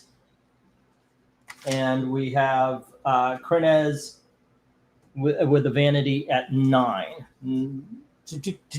I feel I need to check them. Okay, 9 with C. Okay, I did get that right. 9 with C, 7 I, 8 for I, 9. Okay, there we go. I got the 2 mixed up. So, okay, I had Mill with an 8, but it was 9. All right. Alrighty. Krenez with 9 on the Vanity and Mill with 9 on the Justice League. Gotcha. Okay. Everything is cool in the brave new world. Let's get these down, get the next round up. Still in the $5. Sorry, Gilly. This time around, I played a little bit too much. Oof. Oof.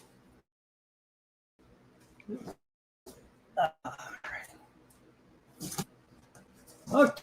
Marvel Comics. We have Marvel Comics Presents number 19, the first appearance of Damage Control. And then we have Defenders issue number 100. This is a double-sized issue. It is in excellent condition. All righty. Next up, we have also in excellent condition, Johnny Quest Classics issue number 1. There we go. And we have The Metal Men issue number 49. Here we have What If the Hulk Had the Brain of Bruce Banner, issue number 2 of What If. And we have The Avengers Annual, issue number 8. Probably could have gotten away with 8 on this one, but there you go. And we have Marvel Chillers, issue number 5, starring Tigra. Next, we have Giant Size Conan, issue number 1, first appearance of Belit. And if you look, you can see like there's a little bit of a roll right here. It's almost like if you look up, you can see a little raise. All right, that's why it's in the 5s. Next, we have Marvel Team Up Annual number 4. And we have the second appearance of Spider-Woman in Marvel 2-in-1 issue number 30. Bidding begins at $5 each as soon as I get the go for lot number, or from Maranya. When Maranya says go. Well, this bid, everyone, good night. Got it. Okay, nope, Maranya's out. So go for lot 17. Actually, we'd have 20 lots if I go all the way to the $2 sub. Alrighty, bring back some more for 10s. Haha. The big dogs, yeah, I do have more, but I saved them for next week. I'm getting more books, of course, coming in. We'll see. We'll see what we have. Actually, I do know I'm getting Batman, Spider-Man. I know that's coming. What else? I have to look. I have to look at what had been ordered. Tony Hayes says 5 on I and J. Okie dokies. That is Marvel Team Up and Marvel 2-in-1. MTU annual number 4. And Marvel 2-in-1 number 30 for second appearance of Spider-Woman. Tony Hayes, $5. TH, $5. I just want to say before I log off for the night in a bit, it's been great being here, and I love the community as well as your mods. I got about another 30 minutes in me, but wanted to put that up. Well, thank you. I'm glad you're enjoying yourself. I will say, if you can't pay tonight, please pay tonight, because it's the way I pay my bills, and we don't want to lose our stuff in the storage. Jim says 5 on D, which is the Metal Men, number 46. All right. And let's see. That was Jim Sorensen with 5. And let's see what else. Marvel 2-in-1 are always a good time, says Krenez. I agree. I just read Project Pegasus. I have the trade paperback. Where did I find that? Anyway, I found a trade paperback, Project Pegasus. It is such a great story. And it, like I said, it was just a lot of fun. That is issue number 46 of Metal. You know, You were about to say, Dominic? Well, it's a shame that the Project Pegasus storyline hasn't been adapted in animation format or in live action. Although with the latter, it's a blessing in disguise that Project Pegasus has not been adapted by Marvel Studios. Yeah, that is true. Now, Early Marvel Studios, we wanted it. Modern, not so much. Now, animation, on the other hand, and I wonder like if Christopher Yeltsin and the creative team like thought of adapting the Project Pegasus storyline for the new Marvel animated universe. It makes you wonder because they did adapt Secret Invasion, and funnily enough, it's 10 times better than the original source material. Mill, both of those have bids already, so it'd be $5.50 or higher on the Metal Men and the Marvel Team Up. They already have $5 bids. Oh, and I knew it. I was I had those 2 empty slots on that one set lot. It's because I ran out of room for the box. I found the books that originally were supposed to go in there. Badger Shattered Mirrors 1 through 4. And it was the DN Agents issues 5, 6, 7.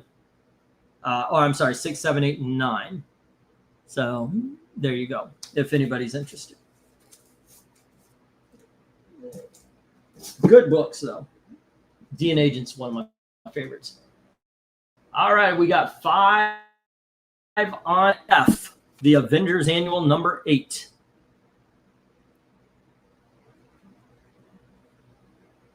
And that is with Mill. Okay.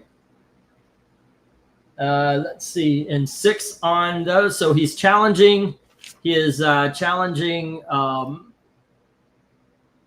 Tony Hayes with the Marvel 2-in-1. And he's challenging Jim with the Metal Men. All right.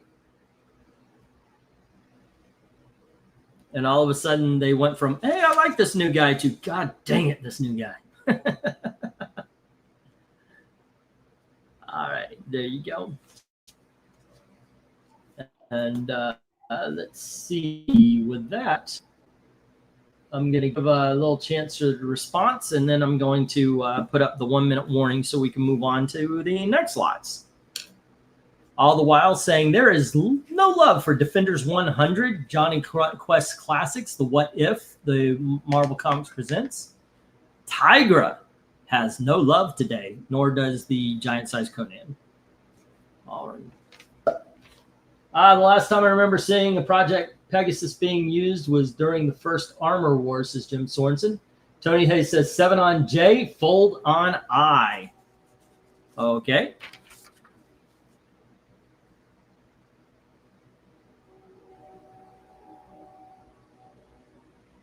Oh, wait, did he challenge you on I?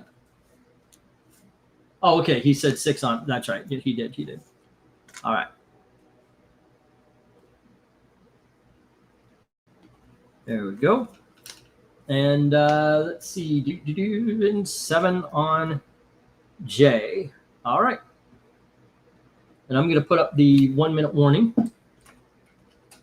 And at this point in time, if you do put a bid on a book, you're going to have about 10 seconds to respond. As I'm watching the clock for the next minute here. So long as if it's at the end of the minute, I should say, because right now you have 30 seconds to respond if you want to challenge Tony, or if Jim wants to challenge Mill. Okay. And we are cooking with gas. Gail, you doing all right? Gail's a trooper because she has to put up with me doing this, knowing she has to get up early tomorrow to go to work, but I have to get up early to drive her. So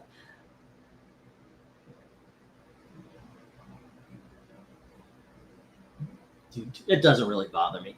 I come home and I go to sleep. It's not a big deal. All right, good. Good to know. And yep, and stop. Yeah, that's usually what happens. I drive her, and sometimes I drive her and Ashley to work, and then I just come home, take a nap until about 10, And that's when the sun hits the bird, and he will not let me sleep. All righty, let's get these down and get the next round up. Oh, goodness. Oof. Okay, so Metal Men is with Mill at 6. Ow, my knee just popped. And then we have Marvel 2-in-1, annual number 4 with Mill at 6. We have Marvel 2, that was Marvel Team Up. Marvel 2-in-1, number 30 with Tony at 7. And then we have the Avengers Annual with Mill at 5. Alrighty, and everything else hits the rejects. Okay. Oof. There we go. And we're going to move to the $3 books. I believe that's at lot number 18. Yep, this is next one is 18. Gail sounds like a sweetheart who's doing all the heavy lifting. She definitely does. I will not take anything away from her. I'm kind of clean up, I guess. So sometimes she'll, oh my gosh, we need this much money, and I go out and I don't know how I do it, but there you go.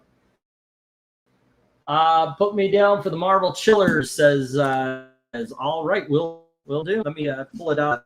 Reject box.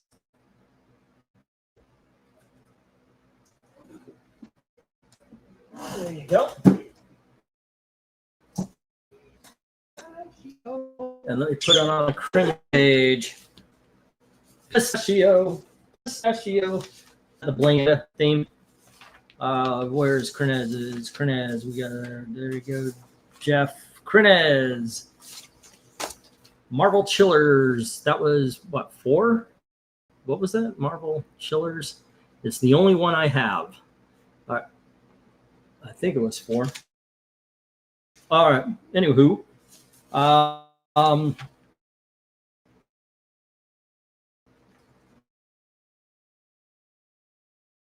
Okay, and then Mill had the Metal Men, right? Metal Men at 6.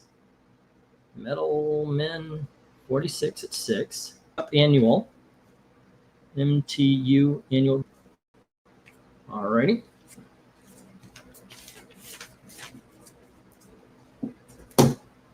And let's see, Tony Hayes and Mill also had Avengers Annual number 9.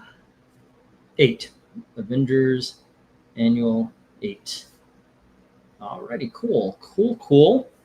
And Tony Hayes had the Marvel 2-in-1 issue number 30. Let me find the Tony Hayes page. There he is. MTN 130. Great freaking book. I mean, I love the cover on that too. Although the Thing's Face, this was Thing's Face kind of destroyed it from being a 10 when we did the cover ranking. All righty, let's get to the $3 books again. And ladies and gentlemen, 1, 2, 3, 5, 6, 8, 9, 10. Okay, we have a book here. It's a double size. I never heard of it before. It is in one. Somebody named Sifu and O'Reilly. It's called Assassin. There you go. And then we have Painkiller Jane and Dark Child, issue number 1. Next up, we have Painkiller Jane and Hellboy, issue number 1. And that's Augustine Leonardi and Palmiotti. And then we have Painkiller Jane versus the Darkness, number 1. And then we have Painkiller Jane from Event Comics, issue number 2. All right. Then if you notice, those were all Event Painkiller Janes. This is Dynamite Painkiller Jane, issue number 1. And here is, I guess, either a different series or a different, I mean, they're the same price, so I'm assuming it's a variant. And then we have Painkiller Jane, issue number 2. And then once again, a variant. And then we have Painkiller Jane, issue number 3. All righty. Bidding begins at $3 each as soon as I get the go for lot number 18. Go for lot. No, really, you can't go wrong with Was any of that, these or is books. it 19? 19.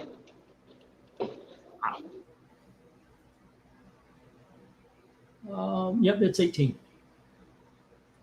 The last one was so it is 17. 18. Here we go. Here we go. Yeah, my bad. Oh, it's Vigo. Oh, I was saying earlier. Let's see. Okay, boys and ladies, still around. Gonna go. Can you give me a running total so I can pay out? Yeah, let me find your page here, Mill. As it stands, I did write all the other ones down, didn't I? Yep. Okay, let's see. Mill. Let me do the math here. 3, 9, 15, 20. Okay, and that would be. All right, Mill. Here it is. You had Mighty Mouse #1 at $5, Pep 329 at $5. You had Jonah Hex 35 at $5. You had Daredevil 190 and 200 at $7. Showcase 100 at $7. You had X-Men 150 at $10. Giant Size Creatures #1 at $40. Bloodshot 0 through 7 at $8. Valkyrie 1 and 2 at $3. Metalman 46 at $6. Marvel Team Up Annual #4 at $6. Avengers Annual 8 at $5. I've got you for a subtotal of 117. This would be 1, 2, 3, 4, 5, 6, 7, 8, 16, 17, 18, 19, 20, 21. So this would be a medium-sized box at $20. If you want me to hold it for a short box or a bigger box, that is up to you. Otherwise, if you wanted me to ship, it would be $137. Otherwise, it's $117. All I ask is if you want to hold them, is pay for the books today. There you go. All righty. Cool, cool, cool. All right. And we got the go for lot 10. And Jim comes out and says C, E, F, H, and J. Getting that Hellboy. Where would you go? Like, which one? I know it's all Painkiller Jane and the Assassin, basically, which I don't think the Assassin's going to sell next to Painkiller Jane. But which ones look like, okay, I need to pick that one up for you, Dom, as far as a crossover between Painkiller Jane and Hellboy. Yeah, I think that's the I think that's the gold standard up here right now. Although the Darkness, I like the cover on the Darkness, and I would probably want to get an issue of 1, 2, and 3 of the Dynamite. Yeah, just get a story in there. I'm not too sure. Dark Child's okay, but definitely it would be Hellboy and then 1, 2, and 3, and then Dark Child. I mean the Darkness, and then yeah, that would be my way. Yeah, that's the thing. Here it is. The PayPal address is mediamadmen1@gmail.com. Please pay for the books, and yeah, I will hold them for when you're ready to have them shipped. I hold them for up to a year, and then I thank you very much for the donation. Actually, it's 6 months. I started 6 months. It's the because one girl had me hold her books for 3 years, and that was too much, and I never heard from them. Black Lotus, I believe, wasn't it Black Lotus? It's Black Lotus. Yeah. Gosh, I hope she's doing okay. It was Black Lotus. Well, so too. Yeah. I held her books for 3 years and never got them. So I just put them back. So, yeah. But, yeah, I'll hold them. Obviously, if you're here all the time, the rules kind of go out the window. I mean, we end up being friends around here. So, but, yeah. Anyway, there you go. All righty. And, let me write these Jim books down. And I think I'll get the 1 minute warning here so we can burn through these lots here. 1 minute warning. All righty. She was from Canada. Yeah, she was from Canada. It was we were having trouble with the COVID thing. But even after COVID had cleared, she never came back. She never contacted or anything. I sent an email and I sent a tweet. Yeah, but nothing. I hope, like I said, I hope everything's okay. There have been people who just dropped off, and even when I send messages, they don't respond. So all I think, it's like Eric said, we don't know. We all know everybody from online, and we don't really know what's going on in our lives. And sometimes, somebody might actually drop off.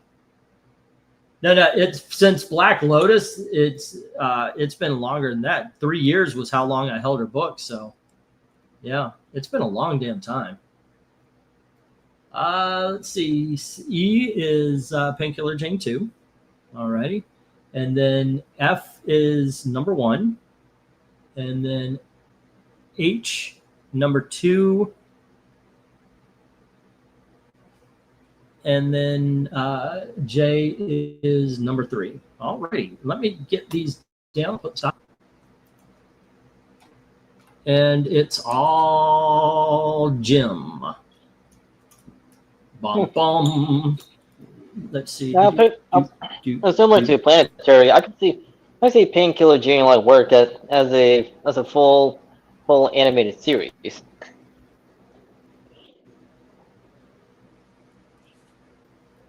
Okay.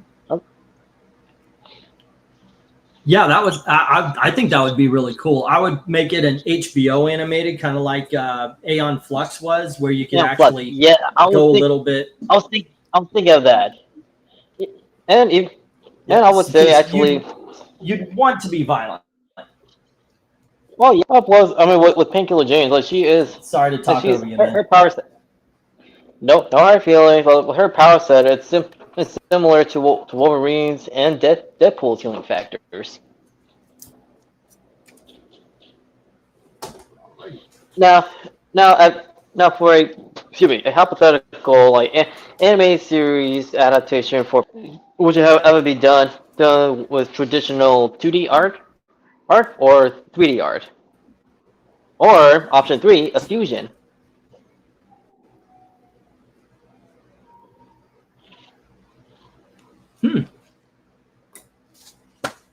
That would be fun.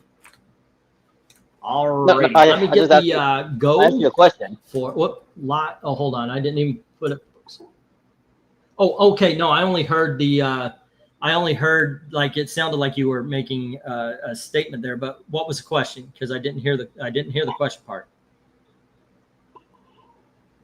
Well, to repeat what I said earlier, for a Painkiller to be made, yeah, it would fit right at home with HBO Max.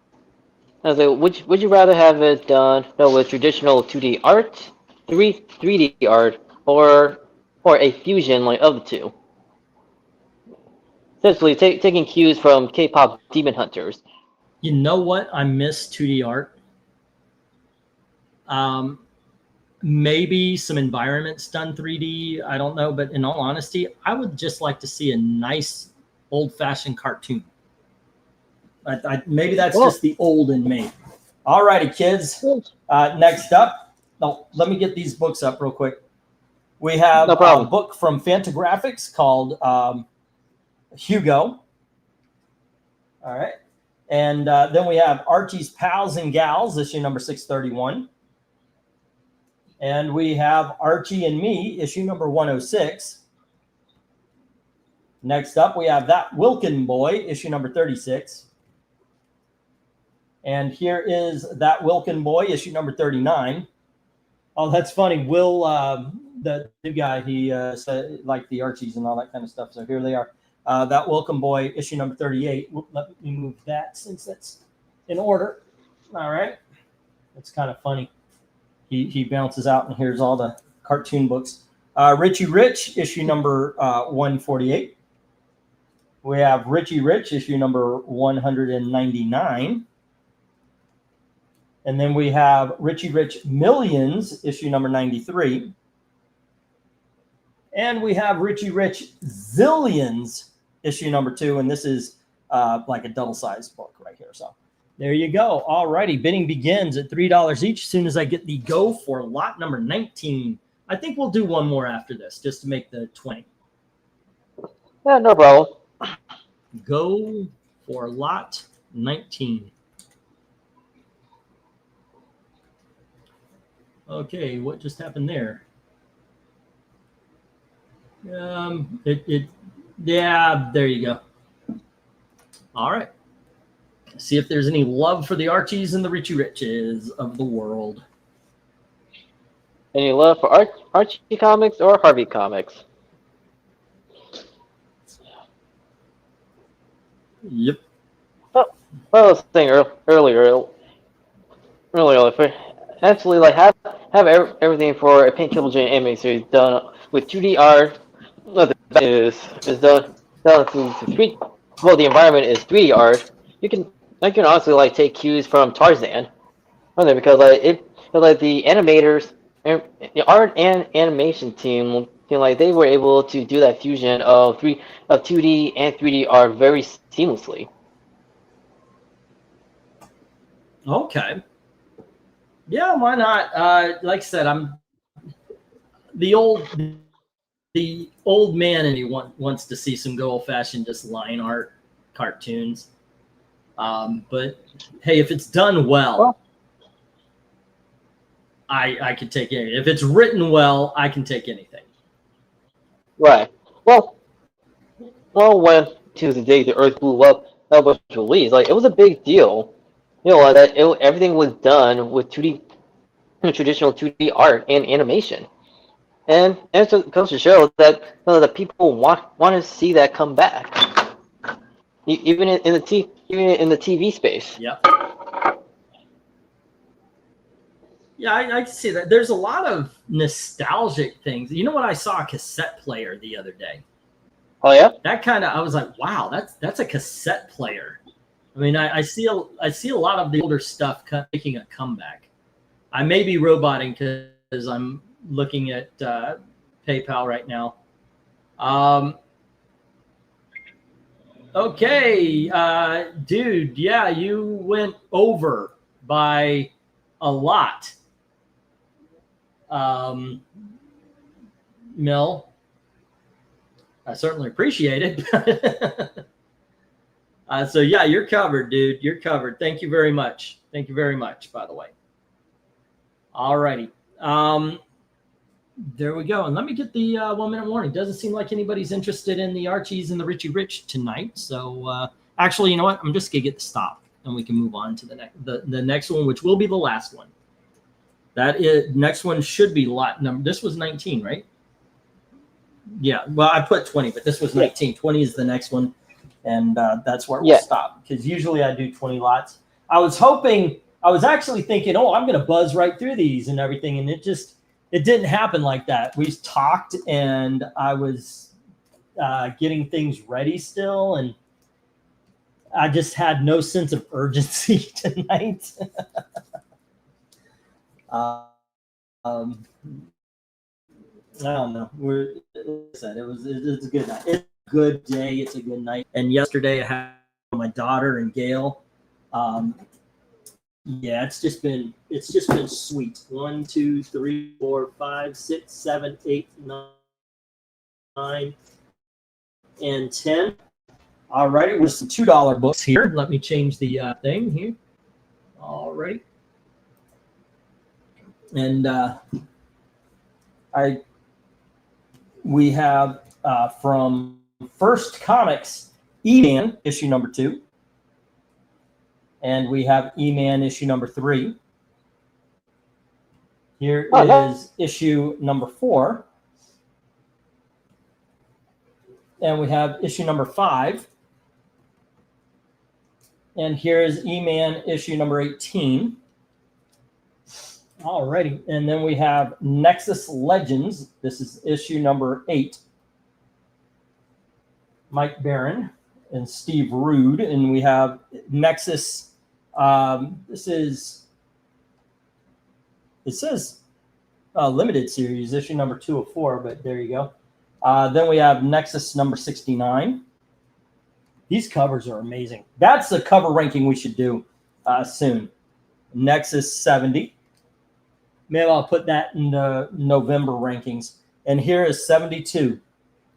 All right. These are some really good covers. Did we ever do Nexus? I don't remember doing Nexus. Have we ever done Nexus? I mean, I know you guys you might not remember, but have we ever done Nexus? I don't know. Anyway, let's go for lot number. This is actually number 20. Okay, let's see. Ken over here asking England team to do a 24-hour stream. No. Reese? I don't know if I can, man. Man.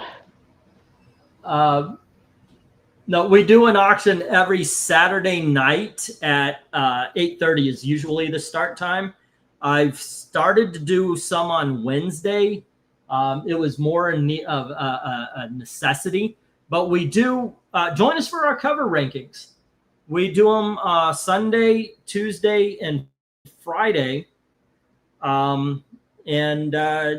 Generally, like right now, we're doing a lot of stuff that has been commissioned. We're going to be doing one Eric and Boyd commissioned soon called it's comic book covers with crystal balls on them because we're doing like Halloween theme. Next, tomorrow is Weird Wonder Tales from the 1970s. And then the one after that is Weird War Tales. It'll be 1 through 12. So that should be fun. I'm looking forward to that. And then when we can meet up, we'll talk about stuff that we've read, me and Dominic. Dalton seems to have dropped out. But I'm good with just going on and saying this is what I read this week and making it that if it's more convenient. And just you could tell you can say, hey, I read this, and you bring it up. Yeah, and I'll tell what I brought. I've been reading a book called it's a trade paperback called Surface Tension about a lot of people. The sea called to them, and like half of humanity just walked into the sea and were dissolved or transformed. And it's a really interesting sci-fi. It's got a bit of an environmental message, but it doesn't overwhelm the story. And I'm also rereading The Death and Life of Superman. I haven't read in a long time. I'm on Funeral for a Friend right now. So, yeah. What do you feel? You feel like you want to continue like where we left off with the books that we have scheduled? Yeah, I'm fine with that too. Yeah. Okay, so Tony Hayes says $2 on the Nexus, and Mill put $2 per on A, B, C, D, and E. All right. And so we've got the top row and the bottom row taken. Tony Hayes has the Nexus, and Mill has the E-Man. And with that, you know what? I'm going to put a stop. And there we go. And we'll bring these down. We'll put the next round up. Let me mark these up. Not the next round. We're done with them. All rounds are done. Okay. And let's see. Nexus. I'm just going to put the numbers. It was Legends 8. And then it was just 2, 69, 70, and 72. Alrighty, and with the E-Man, it was 2, 3, 4, 5, and then like 18. Okay.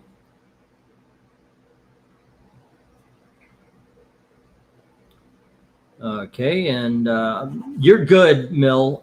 Thank you, because like I said, you did go over, and I certainly appreciate that. And Tony Hayes.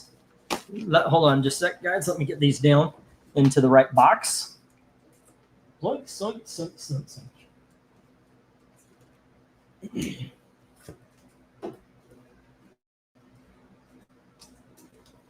we go.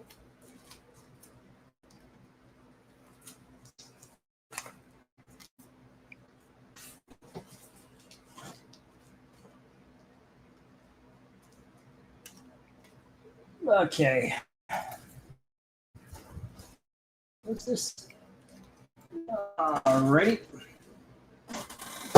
Oh my goodness gracious. Okay, well, don't lose your head. It's okay. You're fine. You're fine. You're fine. There you go.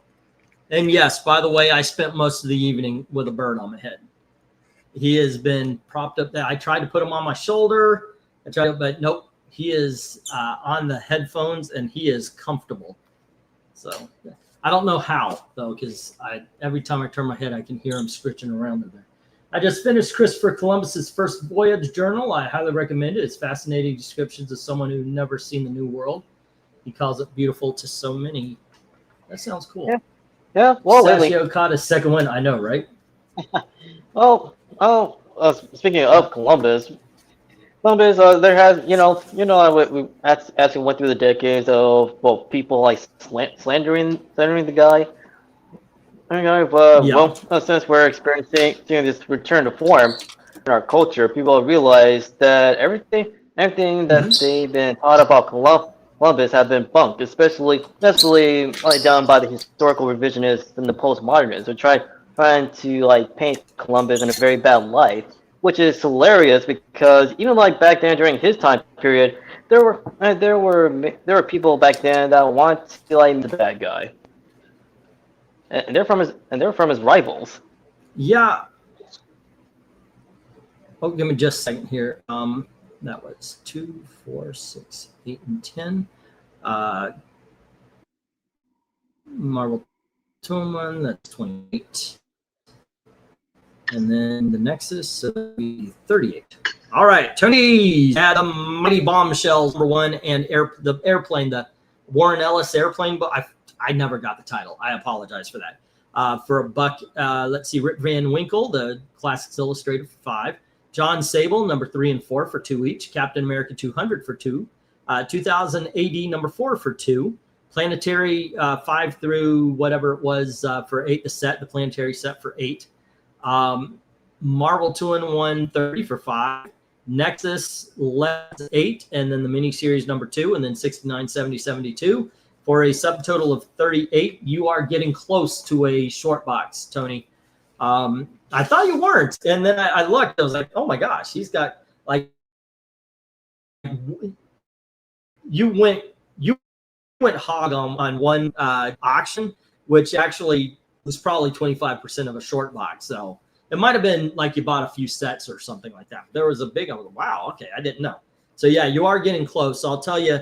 Like I said, tomorrow I'm going to spend my day going through everything.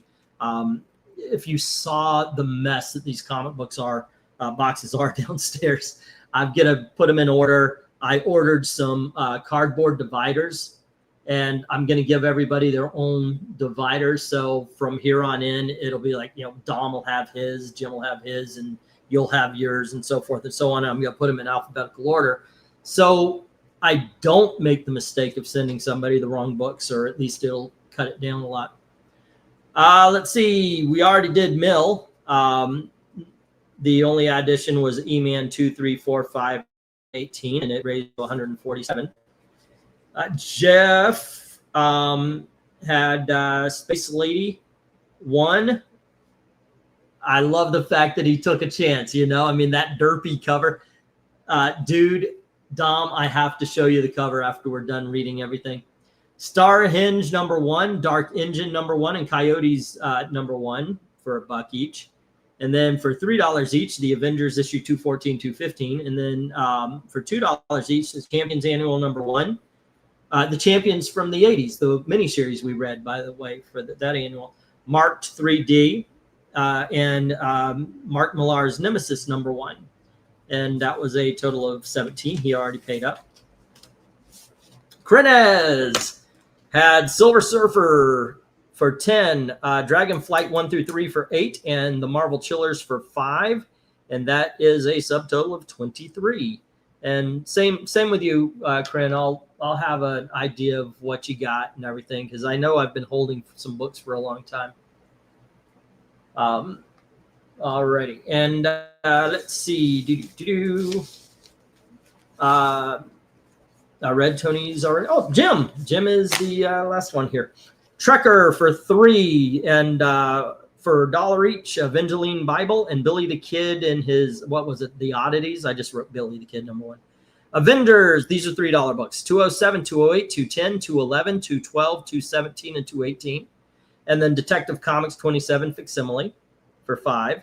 The Grim Tales of Terror it said Halloween Comic Fest for 2. The Xenoscope Genesis #1 for 2. Batman Annual 11 for 2. Really? Captain Marvel #27 for 5. Speed Demon for 8. The Avengers Masterworks for 8. Jimmy Olsen 137 for 8. The Superman 100 page for 10. The Batman 100 page for 10. Mystic 1 through 10 for 12. Painkiller Hellboy for 3. Then Painkiller Jane #2 with the event comics.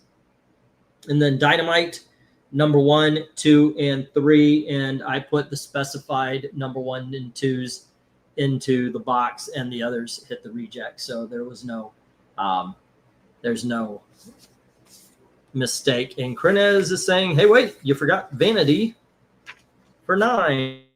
Oh, I did. Vanity, $9. Oh, wait a second. Let me see. Which reminds me, I don't have a $9 thing on Mills either. What was he won something from Jim at $9, if I remember correctly. JLA 200.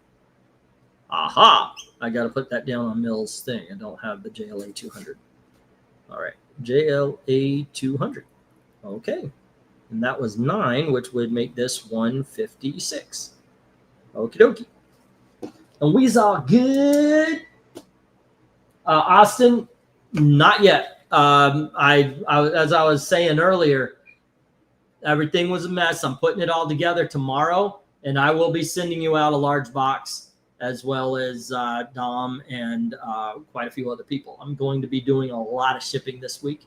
And I know it's hard to take me serious with a bird cleaning himself on my head, but yeah, I will be getting your books out as soon as possible.